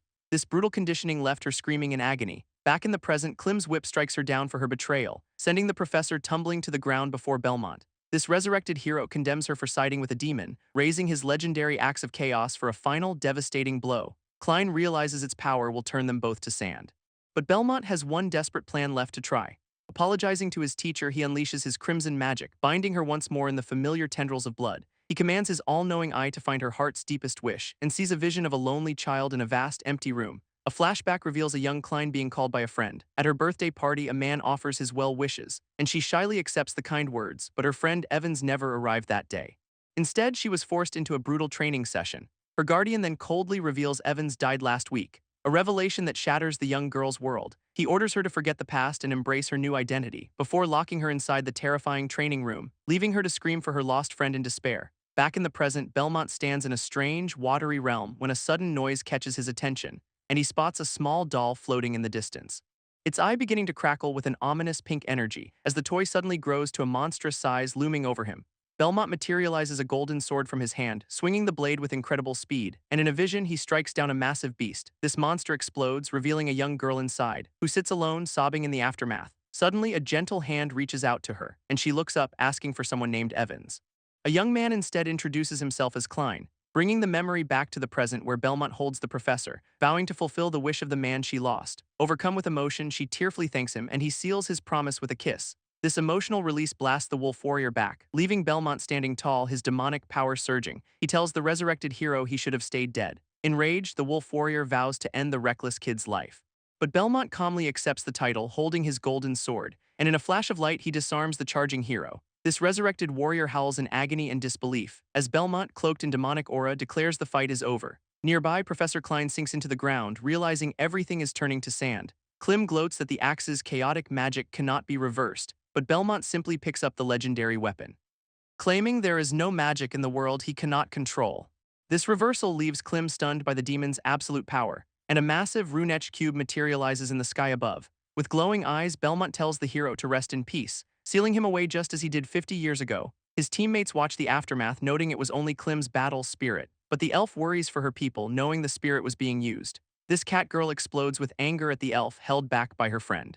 As Professor Klein explains, battle spirits are avatars carrying a hero's memories. These spirits are driven by lingering obsessions and their final wishes, and Belmont finally understands why the warrior attacked him so relentlessly. Klein, however, questions how the spirit escaped its secure containment, leading the pink-haired girl to realize it was an assassination attempt on Belle. His cat-girl companion tearfully suspects a familiar enemy is responsible. While the elf vows to protect Belmont through the upcoming Hero Festival, Belmont tells the others to proceed to the next checkpoint while he reports the incident, but Professor Klein suddenly calls out, trying to stop him. He turns with a smug grin, teasing her about releasing her desires. A flustered Klein stammers, completely caught off guard by his forwardness, before grabbing him and threatening to kill him if he reveals their secret. Elsewhere, the cloaked conspirators are stunned by Klim's utter defeat, but one insists they still have a chance during the Hero Festival. Meanwhile, the cloaked figures discuss the next event, the Immortal Elite Spirits. The surviving students are congratulated for passing the first test, now closer to the hero's badge. As a masked woman reveals their next challenge lies beyond the Palace of Elite Spirits Gate, a trial Belmont knows he must pass to earn his next badge. Suddenly, a familiar voice calls out for Big Brother, leaving Belmont completely confused by the greeting. His old friend Rickett appears, boasting of a new, muscular body, only to be immediately grabbed from behind and dragged away by an even larger companion while promising to return. This announcer then declares the next contest will be an individual battle, not a team effort, and Belmont immediately considers finding new partners for his cultivation method. But his teammates quickly block his path, grabbing him to prevent any blasphemous ideas. This cat girl then spots the small elf trailing them, demanding to know why, but she claims to be merely passing by, an excuse no one believes. This team enters the Grand Palace of Elite Spirits, where a booming voice suddenly echoes, demanding they behave. This warning comes from a golden statue which forbids any noise. His companions are stunned to learn the statues hold heroes' battle spirits, and their elf friend identifies the archer as Grass, a legendary martyr. Belmont recognizes the name, triggering a forgotten memory. A time he captured and taunted the very same elf hero. She chose death over dishonor, unleashing a final blast of energy, leaving Belmont in the present still pondering his ridiculous question. This spirit within the statue glares, clearly angered by his disrespect, earning him a sharp slap from his pink-haired companion. Suddenly, a muscular challenger appears, looking for his big brother, just as the statue of Grass fires a glowing arrow from her bow, but the newcomer intercepts the shot meant for Belmont, taking the full force of the explosive impact himself. Lying in the smoke, the challenger laments his lack of strength, as a booming voice announces Rickett's elimination from the trial. This golden statue of Grass then introduces herself as the event's referee, explaining the challenge will test 3 core qualities: loyalty, bravery, and wisdom. Their first trial begins immediately, a test of loyalty judged by the spirit of Mordini. From a nearby pedestal, a second golden statue steps down with a resounding crash, leaving the cat girl to watch in shock as another spirit awakens. His pink-haired companion identifies the warrior as a legendary human martyr, and the golden hero Mordini stands before them all, demanding silence. His interrogation is simple: state your reason for becoming a hero truthfully or be punished. One eager student with small horns volunteers to go first, proclaiming before the towering statue his dream of becoming the country's greatest man. He prostrates himself, vowing to follow the hero's loyal example. But the spirit's cold gaze narrows, accusing the boy of lying. Struck with terror, the young man stammers, denying the accusation completely. This golden spirit condemns the challenger for his simple dream. A memory reveals others mocking his humble ambition, and his punishment for this perceived disloyalty is death. Elsewhere, inside the dean's office, Professor Klein reports the assassination attempt on Belmont, but the dean seems unconcerned, telling her to leave. A worried Klein insists they must investigate the threat, but is immediately silenced by the dean's command. With a smirk, she admits her curiosity about the little demon. Returning to the palace, the challenger lies motionless on the floor. Onlookers are horrified, questioning if this is part of the test, while his own companions cannot believe a student was just killed. Belmont's eyes flare with power, activating a golden rune. His analysis reveals the boy's magic is stable. He is not truly dying. So in his demonic form, he unleashes his blood magic. This challenger's blood pools on the floor, a strange yellow color, and a shadowy hand reaches out to investigate the strange liquid. But the fallen man suddenly grabs its wrist with a firm grip, revealing Belmont, who looks up completely unharmed. His terrified opponent tearfully admits he wet his pants from fear. As the entire scene shatters, proving it was all a magical illusion. With the test over, the golden statue eliminates the challenger. Belmont's catgirl companion confidently steps forward for her turn, and the spirit asks if she would seduce a demon for a mission. Other students immediately mock the bizarre personal question, but she angrily tells the annoying men to shut their mouths. She then gives a very flirtatious answer to the statue's test, earning a furious reaction from her pink-haired friend. To everyone's surprise, the statue simply declares that she has passed. Directing the successful candidates to a waiting area for the next trial, this small elf walks forward to face her trial. A spirit asks what she'd do if a friend betrayed her race, and her answer is chillingly simple: she'd kill them. This cold-blooded response shocks the pink-haired girl, but the elf passes. Stepping up, the pink-haired girl volunteers for the next test, where a golden statue poses an impossible choice: kill someone she likes to complete the mission. Belmont watches, thinking these heroes are crueler than any demon, as his companion turns back with a conflicted gaze.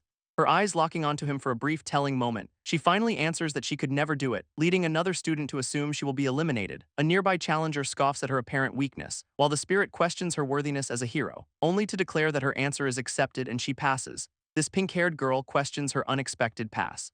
Mordini explains a hero protects their loved ones. This golden hero calls for the next challenger. Mordini asks about a strong body or a stalwart soul. Belmont's mouth forms a subtle, knowing smirk. Rickett boldly declares he desires both, passing easily. Other students face varied, strange questions and fates. This pink-haired girl frets over Belmont's delayed answer. Catgirl playfully teases her friend's obvious concern. Belmont, as Demon King, faces a loyalty test dilemma. He must pass without revealing his true identity. Belmont spots glowing, invisible magic particles nearby. He recognizes the invisible magic's subtle presence. Professor Klein appears, using hidden magic for her trial. Belmont analyzes the magic's power and scale. Belmont's companion recognizes the new challenger, Teresa. Teresa speaks in an unfamiliar, magical language. Belmont finds her demon language attempt incomprehensible.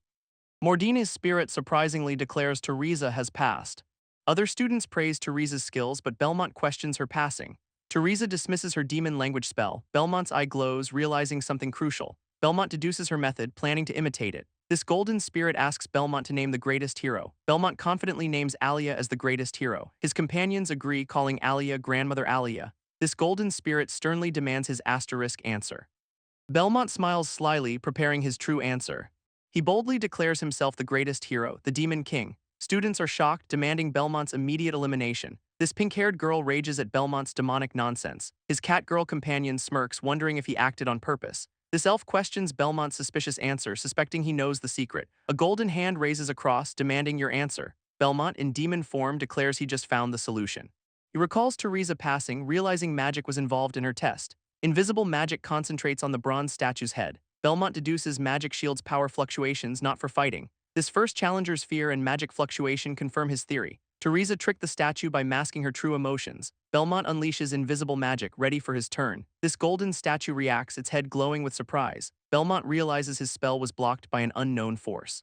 Professor Klein appears, targeting him with her own magic. Klein warns Belmont this is only the beginning. This golden spirit condemns Belmont for lying, preparing to strike. Onlookers gasp as the hero's spirit fully materializes, but Belmont's glowing eye spots a familiar hole in the armor. Mordini shouts that the greatest hero is someone named Alia, only for Belmont to stop his blade, asking about 100 rounds.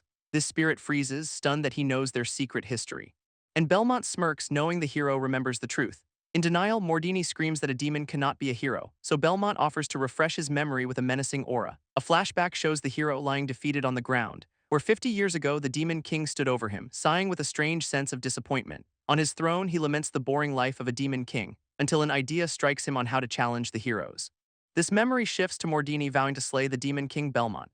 Mordini looks up, questioning the situation. He finds a notice challenging heroes to 100 rounds with the Demon King. Mordini confronts the Demon King, ready to kill him. This Demon King, menacing, offers to let him leave Demon City alive. Mordini scoffs, confident he needs no rounds to win. This Demon King then proposes a condition for his survival. Mordini roars, accepting the deal to acknowledge him as a hero. This Demon King agrees, sealing their dangerous pact. With a swift move, the Demon King begins the first round. Mordini is sent flying, surprised by the sudden strike. Struggling up, he complains about not being ready. This Demon King lands another hit, starting the second round. Mordini makes an excuse, claiming distraction from needing to pee. A third strike sends him reeling, initiating the next round. He blames hunger, promising to fight better when full. Mordini, defeated, questions his repeated falls. This flashback shows him enduring rounds 4 through 7. His armor shatters completely by the 29th round. He struggles to stand, blaming his heavy, restrictive clothing. This Demon King prepares a final, devastating blow. This brutal fight reaches its 100th decisive round. Mordini collapses, his body battered and broken. He admits defeat, and the Demon King demands his promise. Mordini defiantly refuses to call the Demon King a hero. This Demon King questions his opponent's lack of sportsmanship. Mordini roars, challenging the Demon King to kill him. This Demon King turns, surprisingly telling him to leave. Mordini questions the unexpected mercy, utterly confused. This Demon King confirms his promise to spare Mordini's life. Mordini, conflicted, believes he must die to avoid family shame. This hero, Mordini, furiously dares the Demon King to kill him. Demon King Belmont calmly refuses, honoring his promise. Mordini is shocked by Belmont's unexpected restraint. Suddenly, Mordini stabs himself, blood splattering around them. Kneeling, Mordini holds the knife, silenced by his own act. Belmont questions why Mordini would kill himself after being spared. Mordini solemnly declares he only forfeits hero honor through death. He explains he can only speak forbidden words if he gives up his status. Belmont watches as Mordini prepares a shocking declaration. Mordini screams, proclaiming Belmont the greatest hero. His broken sword clangs to the ground, symbolizing surrender. Kneeling, Mordini formally admits Belmont is the greatest hero he has seen. Belmont, in human form, acknowledges Mordini's loyal and honest heart. Other students are shocked, calling Mordini's declaration a betrayal. Professor Klein, observing, wonders how Belmont dismissed her spell. Mordini questions Belmont's secret knowledge, asking if he is the Demon King. Suddenly, a powerful green blast strikes Mordini, knocking him back. Other students recoil in shock as the attack lands. This golden statue declares Mordini's admiration for the Demon King. It announces Mordini is no longer a sacred hero. This statue explains the loyalty test ends, beginning the courage trial. Golden legs step forward, revealing the new examiner. Hero Fiona, the main examiner, appears for the courage test. Belmont's companions discuss Fiona's legendary bewitching abilities. Fiona winks, asking if everyone is ready to begin. Male students swoon over Fiona, praising her beauty. A close-up emphasizes Fiona's alluring golden form. Belmont questions his own reaction, feeling insulted by Fiona's appearance. Fiona explains the test involves facing greatest fears and hallucinations. She warns them magic is forbidden in this realm. Fiona explains the test demands physical battles, no magic allowed. This pink-haired girl questions facing the test with only courage, no spells. Fiona declares the courage test begins, sending them into hallucinations.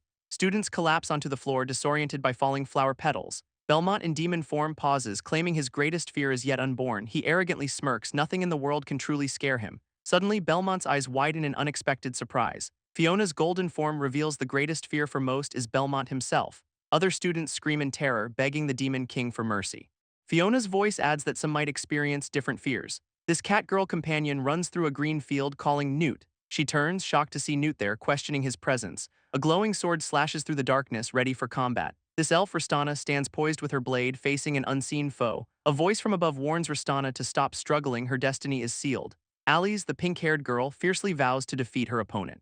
Sitting on her bed, she gazes at a hero's statue outside. A maid enters, politely asking if Miss Alice is awake. Alice reflects on her protected life as Alia's descendant, yet harboring hatred. She demands her clothes, wanting to dress, but the maid insists on helping. Next, Alice states she wants to brush her teeth, only for the maid to offer assistance. Growing frustrated, Alice then declares her need to use the toilet. Suddenly, a door is violently kicked open with a loud bang. Two maids stand by the door, one still insisting Alice needs no self-service. Alice screams in exasperation, demanding to do things herself. Her inner thoughts reveal the burden of being Alia's lucky descendant. In a hallucination, Alice tumbles down a grassy hill, crying out. A man named Lloyd tells her to maintain an elegant image, avoiding such matters. Lloyd declares the magic confrontation over, promising to teach her elegance. A determined Alice insists on doing it herself, challenging Lloyd to try again.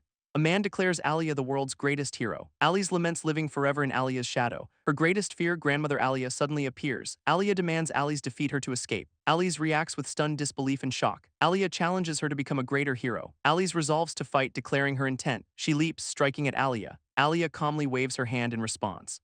Alice is sent crashing by the impact. Alia stands unfazed as Alice lands hard. Alice despairs, unable to use any magic. Alia questions magic's importance for true heroism. Confused, Alice asks what truly matters then. Klein's glasses block Fiona's powerful hallucinations. A girl warns Belmont of elimination. Belmont, wounded, hears a shout of demon. This peaceful town square enjoys a sunny day. A turtle rests calmly on the fountain. A young boy cries for his lost balloon. His mother dismisses the floating toy. Suddenly, a red claw streaks through the sky. A dark, glowing hand grabs the boy's shoulder. This demon king returns the balloon to the child. This boy's mother reacts with stunned gratitude, but then she recognizes him, the demon king. Panic erupts as citizens flee the demon king. Meanwhile, the turtle displays a peace flag. Belmont ponders his own fear in the silence. He questions their selective beliefs about him. Belmont is questioned about his forgotten fear. A mysterious woman appears. Belmont asks who she is. Dark, clawed hands reach towards the woman's chest. Belmont, amidst lightning, recognizes her as Alia. Alia asks if he fears being sealed off again. Belmont questions her dual cultivation method plan. Alia explains the method's varied attack and sealing powers. She notes its difficult activation. Belmont knows it requires fulfilling an opponent's desires. Alia asks if he recalls his deepest desire from the past. 50 years ago, Alia hangs bound in Demon City. Belmont asks if she still refuses to yield after 7 days. Alia declares she has finally endured it for 7 days. Belmont, surprised, asks her meaning. Alia reveals she was intensifying his fears all along. Belmont, on his throne, denies knowing fear. A white-haired woman dares him to let her approach. This demon king reminds her magic is useless against him. He asks what if he allows her to come closer. She tells him to witness something important. A blinding light erupts from her chest, striking Belmont. Belmont recognizes the heart of Goodney, questioning its presence. She explains fears stem from desires, especially unfulfilled ones. Belmont's eye glows, wondering if this is his fear. This woman asks if stopping the crusade is his deepest desire. Belmont's fears are revealed: endless crusades, lost efforts, fading faith.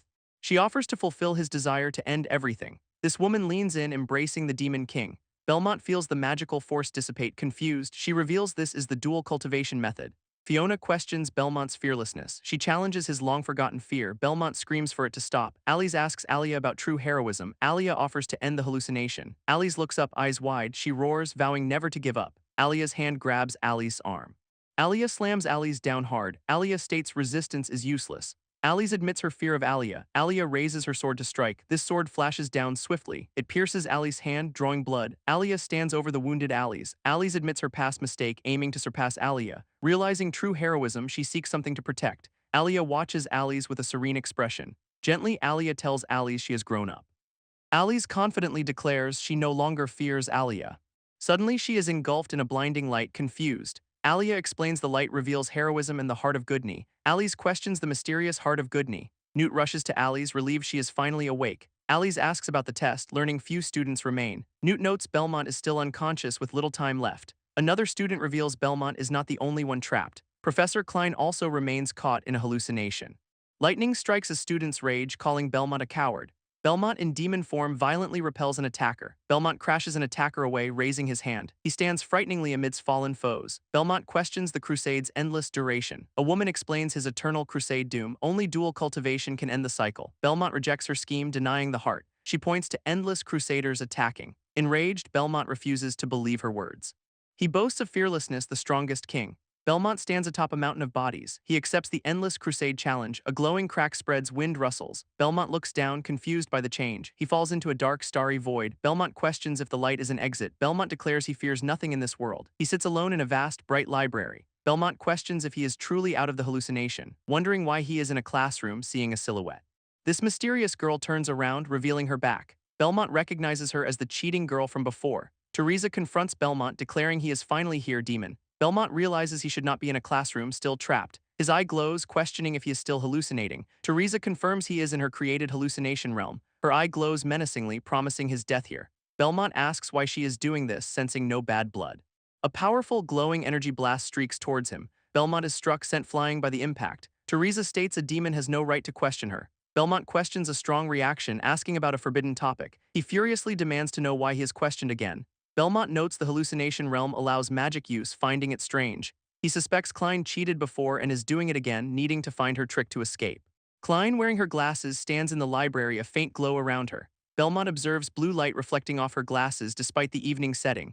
Klein declares Belmont's fate is to die there, honoring destiny. Realizing her glasses are the key, Belmont cannot use magic to approach her. His eyes glow with resolve. He has an idea. Belmont provokes Klein, questioning her protective relationship with someone. A powerful magical bang erupts from his words. Klein angrily warns she will rip his mouth off if he speaks further. Belmont smiles, revealing that is exactly what he wants. He confidently challenges her to come rip his mouth off, surrounded by crackling energy. Klein's glowing hand withdraws slightly, showing a moment of hesitation. Belmont cries out, struck by a powerful force. Fiona smugly declares Belmont cannot use his magic. A young boy threatens to rip off Belmont's horns. Belmont's eye glows with intense fury. He violently shoves the boy, breaking his glasses. The shattered glasses lie on the floor, stained with blood. Fiona clutches her chest, her own glasses now broken. She sobs, a white feather resting on her head. A pink-haired girl questions the petals landing only on Fiona. Belmont asks Teresa about her mission's completion. Teresa, wounded, apologizes to her master for failing. Belmont realizes Teresa's deepest fear is the true culprit. Ali's brother Adonis stands radiating power. Teresa kneels, begging Adonis for another chance. Belmont wonders why Teresa fears Adonis, dismissing their roles. Adonis warns Teresa her chance is gone. Wounded, Teresa questions her master. Adonis smiles, demanding contract fulfillment. A horned student questions the contract's meaning. 3 students worry about waking the unconscious one. A red-haired student suggests a beastly kiss. A golden statue warns against forced awakenings. This pink-haired student angrily shoves the other. Snow falls, intensifying magical effects outside. Adonis notes Teresa's failure complicates things. Teresa, covered in snow, seeks an escape. This horned student plans to use her cheating method. He puts on shattered glasses, eyes glowing. Nothing changes, leaving him confused. Adonis activates a servant contract over a kneeling student. Belmont understands Teresa's fear source, a magical contract. He decides to settle her problem himself. Teresa, surrounded by ice, begs Adonis for punishment.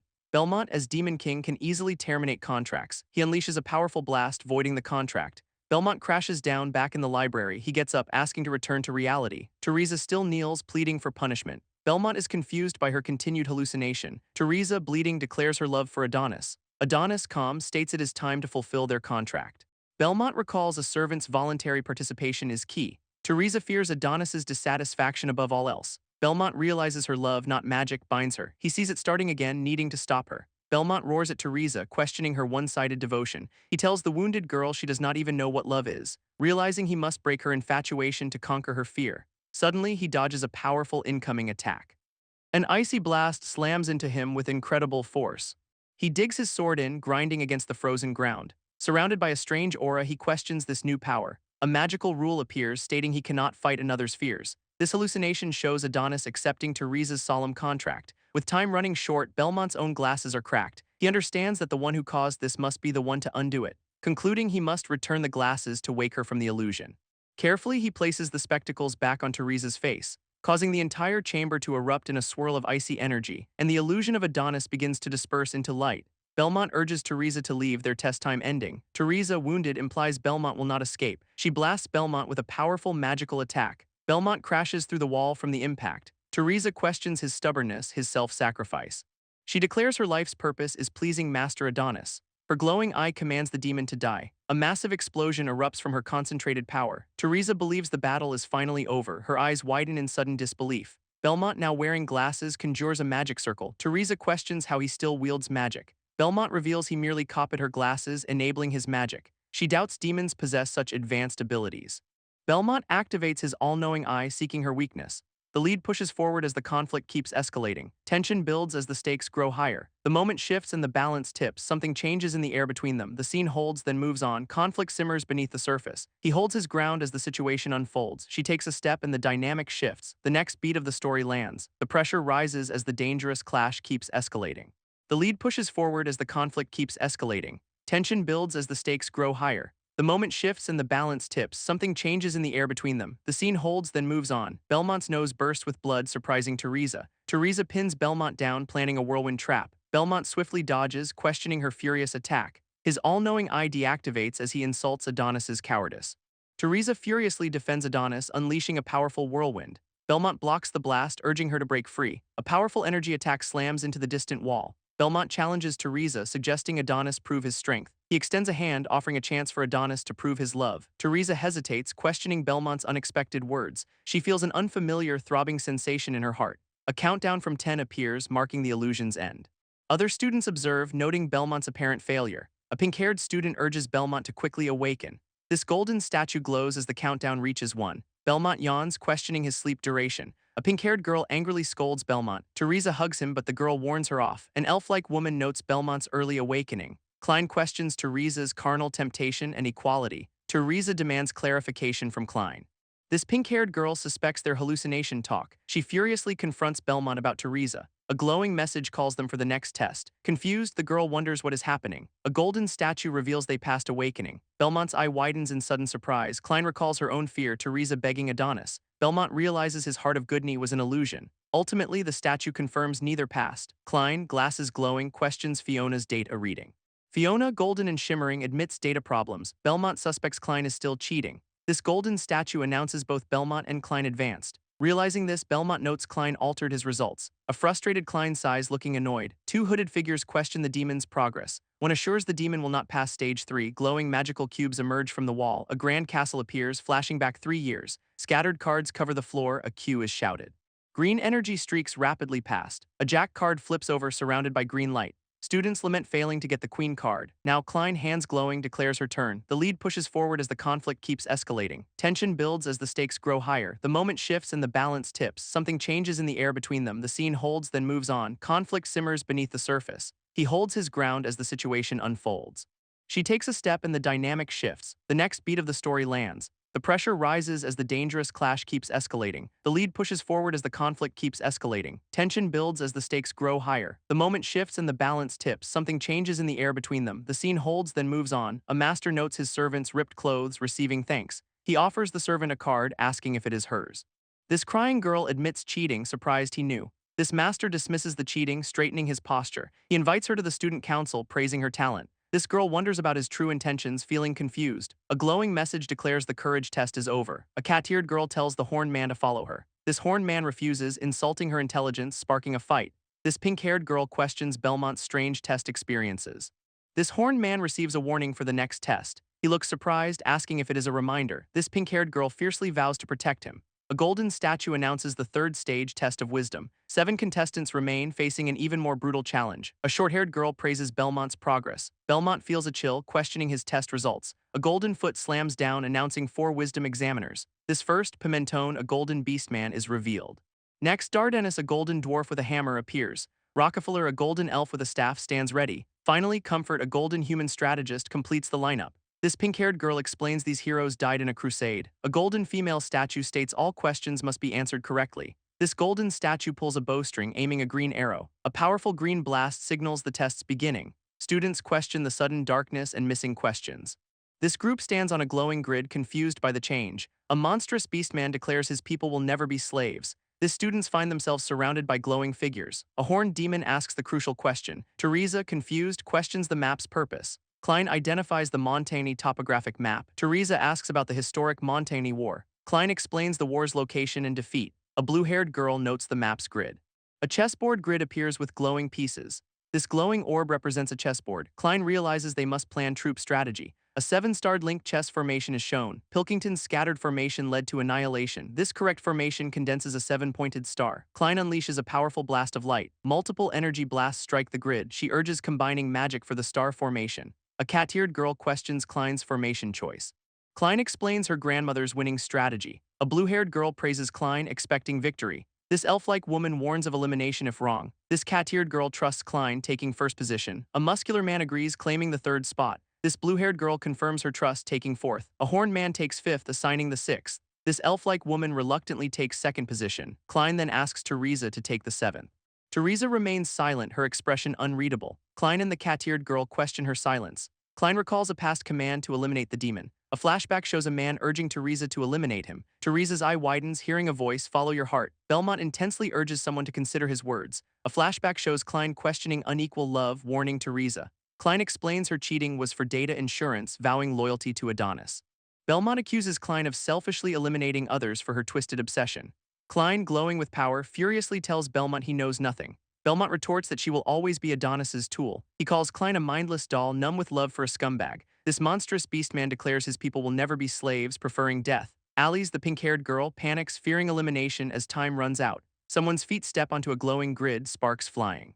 This monstrous beastman stops, surrounded by other students. Alice directs everyone into the condensed 7-pointed star formation. Belmont and Alice are enveloped in a sudden golden light. This group finds themselves in a treasure-filled cave, questioning their reward. Alice excitedly identifies it as the dwarf hero's legendary hoard. Dardanus, the dwarf examiner, welcomes them to his mathematical kingdom. He presents a complex problem about treasure in a cave with a time limit. This cat-eared girl panics over the math, earning a jab from her elven companion. Suddenly, they both turn toward the sound of frantic scribbling. A muscular, pink-haired student is deep in complex calculations. With a triumphant roar, they hold up their completed answer. Their solution is based on advanced calculus, brimming with confidence. To them, math is an art form much like wrestling, but the examiner's booming voice declares the answer is wrong. This muscular student freezes in utter disbelief. In a fit of rage, they rip their clothes apart, eliminated from the test. Another contestant, a blue-haired girl, steps forward with her own answer. She states her total is 39 kilograms, only to be eliminated too. Frantically, she rechecks her work, confused why her answers keep changing. This few remaining contestants now look to each other, completely stumped. This pink-haired girl questions a cursed treasure's calculation. An angry cat-eared girl confronts the elf's math excuse. She dismisses Belmont's intelligence, looking frustrated. Klein considers cheating, her heart surprisingly fluttering. Belmont confidently declares he knows the answer. This other students react with wide-eyed surprise. Belmont prepares to reveal his crucial solution. A dark-clad Belmont receives news of a dwarf's death. He examines the paper, questioning the vault's rules. His attendant explains the dwarf died from foolishness. Belmont declares greed also caused the dwarf's demise. He asserts his personal rules for the treasure vault. Belmont confronts the golden dwarf, recalling his past. He explains the true treasure is oneself, not gold. Belmont confidently states his answer, 147 pounds. Belmont's answer is demanded by the dwarf examiner. Dardanus declares Belmont's solution correct, shocking the others. An excited cat-eared girl shouts her answer, surprising Alice. Klein presents her correct answer, further puzzling Alice. Passing next, the elf-like woman reveals a surprisingly low weight. Alice refuses to answer publicly, embarrassed by the question. Belmont assures Alice her answer is correct, claiming he set the question. Alice furiously kicks Belmont, silencing his attempt to reveal her secret. All contestants pass, the dwarf examiner announces. Dardanus questions Belmont about knowing his story. Belmont replies his face told the dwarf's tale. Dardanus begins his story, then suddenly vanishes. Belmont looks stunned by the dwarf's abrupt disappearance. A new elf examiner, Rockefeller, appears, dismissing the old story. Alice recognizes the mysterious elf hero, Rockefeller, with awe. A glowing message announces Rockefeller's forest test, a multiple-choice question. Numerous coffins dramatically crash down onto the ground. This elf examiner reveals 99 coffins, one holding Rockefeller's corpse. He explains one correct answer advances everyone, but all fail if none do. A cat-eared girl questions the single chance against so many coffins. Klein, the elf-like woman, wonders if the challenge is beginning. A flashback shows young Klein crying amidst a fiery, burning landscape. Her small foot lands on the burning earth with a soft thud. A cloaked figure offers revenge to the child, inviting her to follow. Suddenly, the elf-like woman falls to the ground in despair.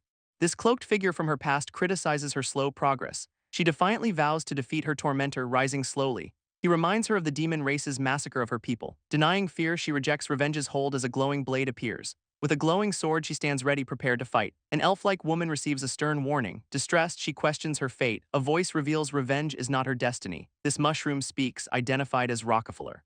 Rockefeller urges her to find the true enemy. Back in the test, students face many coffins. This horned man chooses the third coffin. Newt questions his coffin choice. He explains his probability-based reasoning. This examiner declares his answer incorrect. Alice scolds him, suggesting cheating. Alice is disqualified for her suggestion. This examiner repeats the strict rule. Newt suddenly has a new idea. She plans to move the coffins, not open them. Alice looks on with worry. Newt unleashes a powerful beast's array attack. Many coffins are violently lifted by the force. This cat-eared girl confidently explains her solution. She dramatically points to the glowing coffin. This chosen coffin lands, declared the one. A companion praises Newt's unexpected success. This horned man observes her surprising thoughtfulness. Holding the coffin, Newt declares her leadership. Suddenly, a force throws Newt back. She looks utterly shocked and confused. Staring at the coffin, she questions the outcome.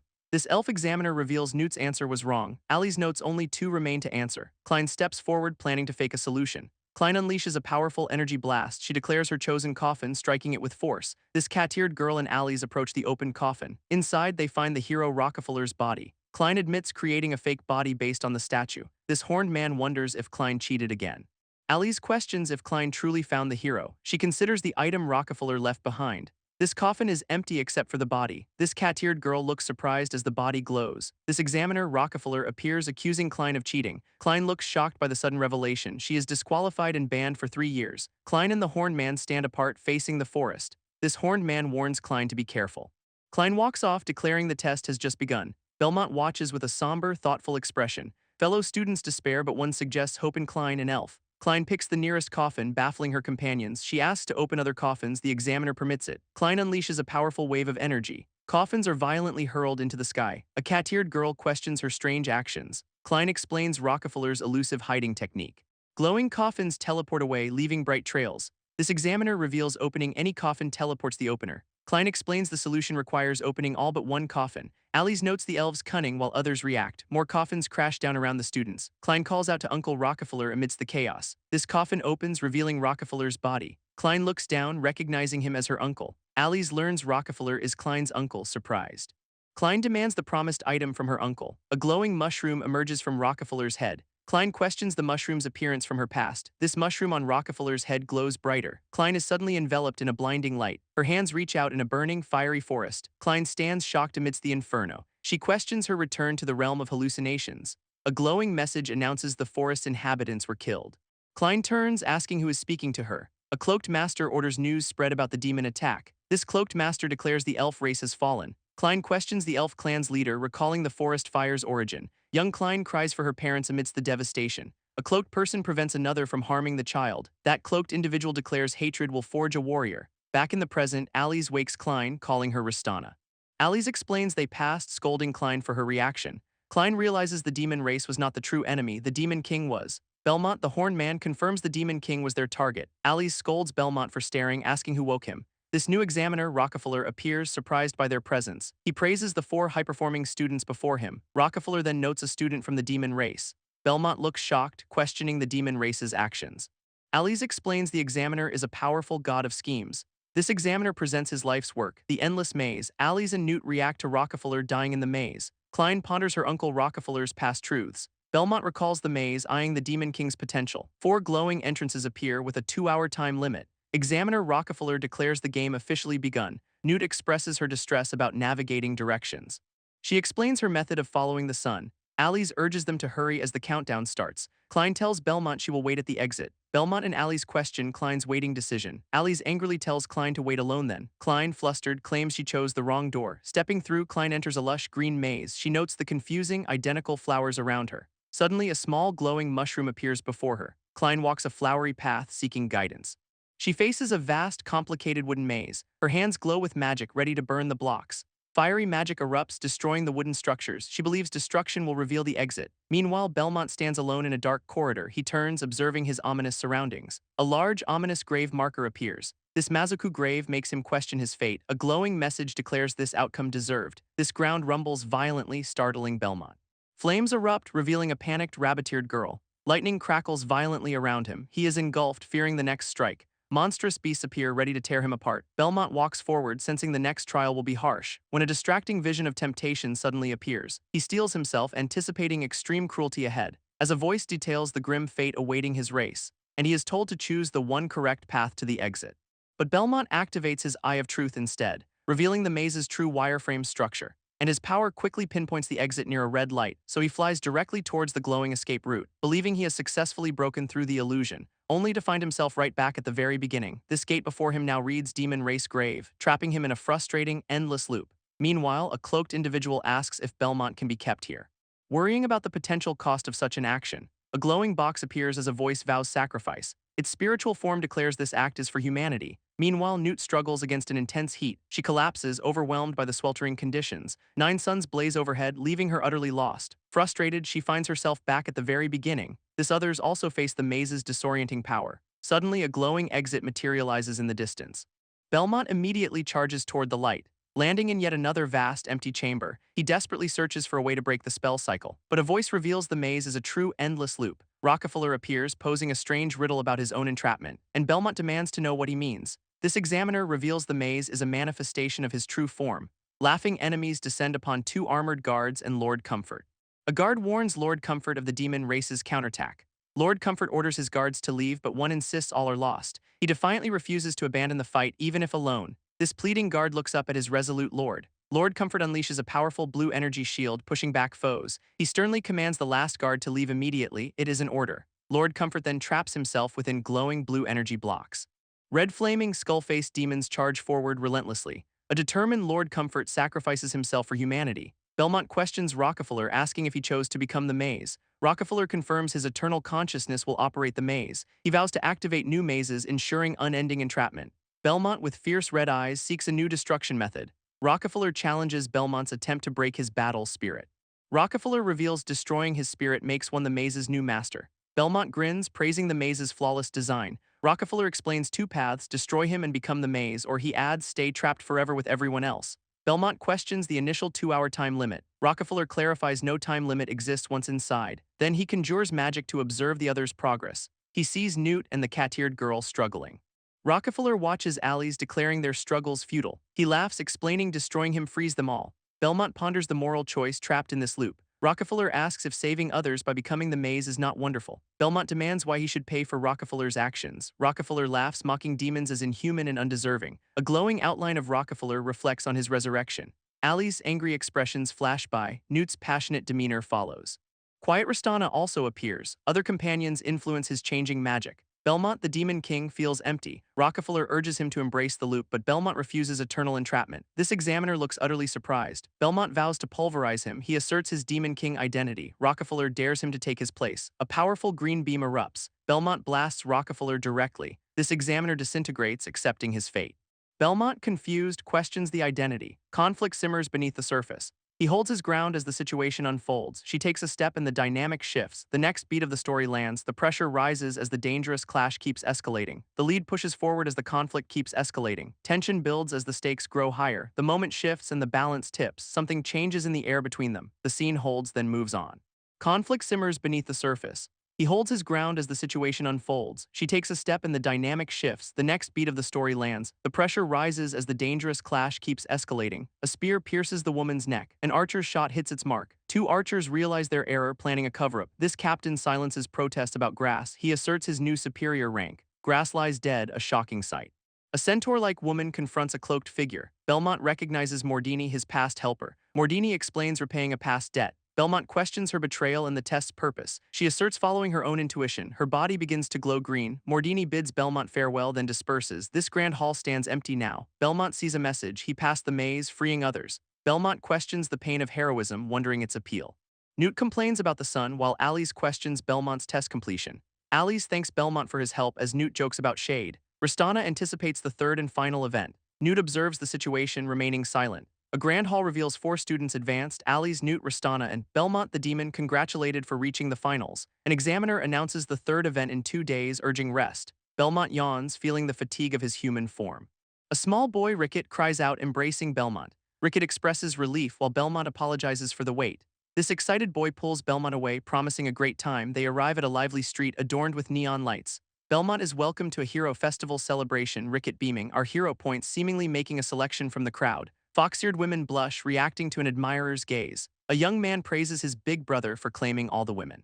This young man confronts the horned individual about being expelled. Fox-eared women deny the accusation, citing a powerful friend. A horned individual politely refuses a guest's request, citing work. A muscular man aggressively insults the horned individual as a mere demon. Lacey apologizes, unable to comply, surprising Belmont. This enraged man threatens, demanding respect from the demon. A swift, red blur cuts through the air. This muscular man blocks an incoming strike, shielding Lacey. Surprised, the muscular man reacts to the unexpected force. Belmont scoffs, deeming the act of hitting women pathetic. Lacey joyfully recognizes Belmont as King Belmont. This crowd learns Belmont, a demon, reached the Hero Festival finals. Belmont questions Lacey, seeking an explanation for the chaos. A rabbit-eared waitress explains she refused a customer's offer. Another man boasts of Andre's hero status, demanding gratitude. This young man recognizes Andre's impressive achievements, surprised. He warns Belmont not to provoke the ruthless champion. Belmont demands Andre apologize to the waitress. Andre scoffs at apologizing to a demon. Belmont's eye reveals a familiar, menacing aura. Andre laughs, offering a chance for an apology. He challenges Belmont to touch his hand in the next event. This young man notes Andre's extreme arrogance. Andre taunts Belmont about the easy challenge.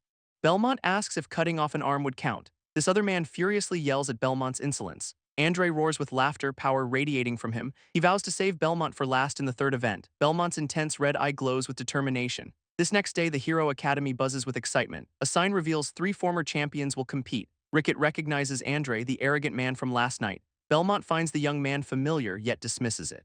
Ristana advises Belmont to forfeit the competition. Ricket furiously defends Belmont's strength and popularity. Ristana gasps, shocked by Belmont's club visit. Belmont explains the club helps him grow, drinking tea. Ristana scolds them for their nasty behavior. Belmont refuses to forfeit, representing his entire demon race. Ristana blushes, feeling a sudden breeze. At Lacey's place, a feast of traditional demon dishes awaits.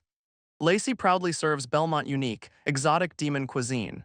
Belmont questions where Lacey obtained the banned ingredients. Lacey explains villagers gathered ingredients for Belmont's victory. Belmont feels touched by their enduring courage. She offers him a table laden with colorful dishes. Then Lacey presents a glowing vial of dragon's saliva. Lacey confirms it will restore Belmont's remaining magic power. Belmont questions its difficult collection process. She admits collecting it from a sleeping dragon's mouth.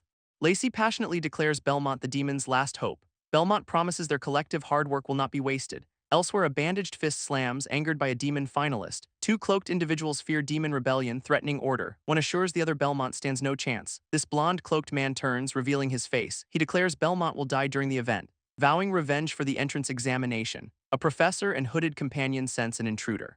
This professor dismisses the dark shape as merely a bat, but he questions its presence given his protective arrays. He then unleashes a powerful magical attack. Blue energy beams strike the fleeing bat-like creature. A magical card shatters against the wall, revealing a breach. This professor realizes they were eavesdropped upon, changing plans. His eyes burn with resolve to confront the challenger. Meanwhile, a pink-haired master discusses the intrusion with an aide.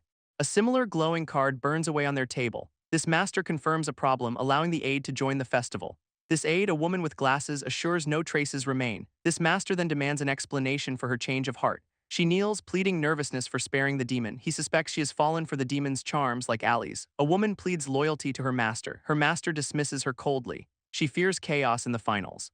He only cares about Allie's exclusion. This master orders Allie's to quit. Allie's defiantly insists on participating. Her master conjures a magic barrier. Allie's becomes trapped in ice. He denies her any right to speak. Allie's charges power, ready to fight. She unleashes a fiery magical attack. This ice barrier shatters explosively. Allie's warns her brother not to interfere. Her brother is shocked by her strength. Allie's charges forward, determined. Allie's is struck by an icy magical array. Her brother warns her to stop resisting. Allie's radiating fire vows to compete. She declares she will fear no one. Her brother looks surprised as Allie's dodges. This ice spikes crash into the ground. He tells her to stay, complimenting her speed. Allie's appears behind him, startling her brother. She asks if he will release her now. He conjures powerful ice dragon tornadoes. Allie's faces the overwhelming magical array. She realizes evasion is currently impossible. Her brother offers to stop if she quits. Allie's fiercely refuses to back down. She roars, vowing to become a true hero. Allie's brother Adonis expresses annoyance. Allie's falls as the ice barrier shatters around her. Her brother's gloved fist suddenly stops. Allie's questions why he halted his powerful spell. Adonis states he only has one sister in the world. Allie's looks up, confused by his declaration. He insists she remains unqualified for the festival. Allie's argues her qualification, vowing to be a hero. Adonis warns her about the harsh hero world. Allie's declares she will find the heart of Goodney. Her brother questions her knowledge of the heart. Allie's reveals her grandmother told her to find it. Adonis looks down, lost in thought. He slowly turns around, his expression unreadable. Adonis tells Allie's to proceed, leaving her surprised. Allie's questions her brother about stopping her. A glowing crystal materializes before her brother. He offers Allie's the crystal for protection. Her brother promises to appear if she crushes it. Allie's smiles, touched by his protective gesture. He instructs Allie's to change from her maid outfit. Her brother reflects on his grandmother's will. This announcer welcomes candidates to the final round. Andre, the powerful human champion, is introduced. Pazzini, the beast race's pretty boy, takes the stage. Holt, the dwarf race's role model, appears next. This announcer reveals Allie's will not participate. A red-haired woman wonders about Allie's absence. A map of Merlot Island appears for the final rules. This hero's badge is the ultimate prize. This examiner details Merlot Island's no-rules policy. She warns competitors against trusting anyone. A grinning competitor radiates raw power. Belmont the demon stands ready as well. This hymn of heroes begins, stripping all items. Her eyes glow as teleportation activates. Suddenly, a bright sky and ocean appear. Allie's collapses, relieved to have made it. She looks up, startled by a sight. Belmont, naked, greets a blushing Allie's. Allie's reacts with utter shock and embarrassment. A loud smack echoes under the sky. Inside, a map confirms all 7 candidates arrived. A blonde woman questions the island change. Examiner Klein smirks, asking if there is a problem. Examiner Klein reveals Merlot Island's dark history. This island is a dreaded place of exile. Allie's confronts a naked Belmont on the beach. She points to other fully dressed competitors. Belmont questions why everyone else is clothed. Allie's angrily reminds him of the warning. Belmont realizes the no items rules implication. He suspects Allie's questioning her attire. Allie's swiftly dodges Belmont's sudden lunge. Belmont feels a strong wind, still naked. Allie's kicks Belmont, demanding he get dressed. Pazzini suggests cooperation to find the badge. A red-haired woman finds Pazzini's words heartwarming. Andre, the human champion, smirks knowingly. He reveals Merlot Island holds serious criminals. This candidates react with collective surprise. Andre challenges cowards to cast their spells. A megaphone announces student registration is open. This small village head welcomes everyone by order. Pazzini walks forward, ready to ask for directions. Allie's warns Pazzini, fearing a potential trap. This village head shows his official attendant badge. Pazzini dismisses Allie's overthinking about attendance. Andre threatens the village head with a dark aura. This group walks through the peaceful village streets. This head introduces the candidates to a local villager. Allie's questions the village's paradise-like appearance. Belmont senses a sinister atmosphere in the town. This village head offers specialty dishes for dinner. Pazzini eagerly prepares to start eating the meal. This wolf-eared man offers to inspect the food. Blue energy emanates from his hand over the dishes. He boasts his magical medicine skills for testing toxicity, assuring the princess he feeds her a safe bite. Alice questions the island's surprisingly peaceful environment. This horned man reveals the harsh rumors were intentionally spread. He explains their ancestors fled war for this peaceful island, asking Alice to keep their island's true nature secret.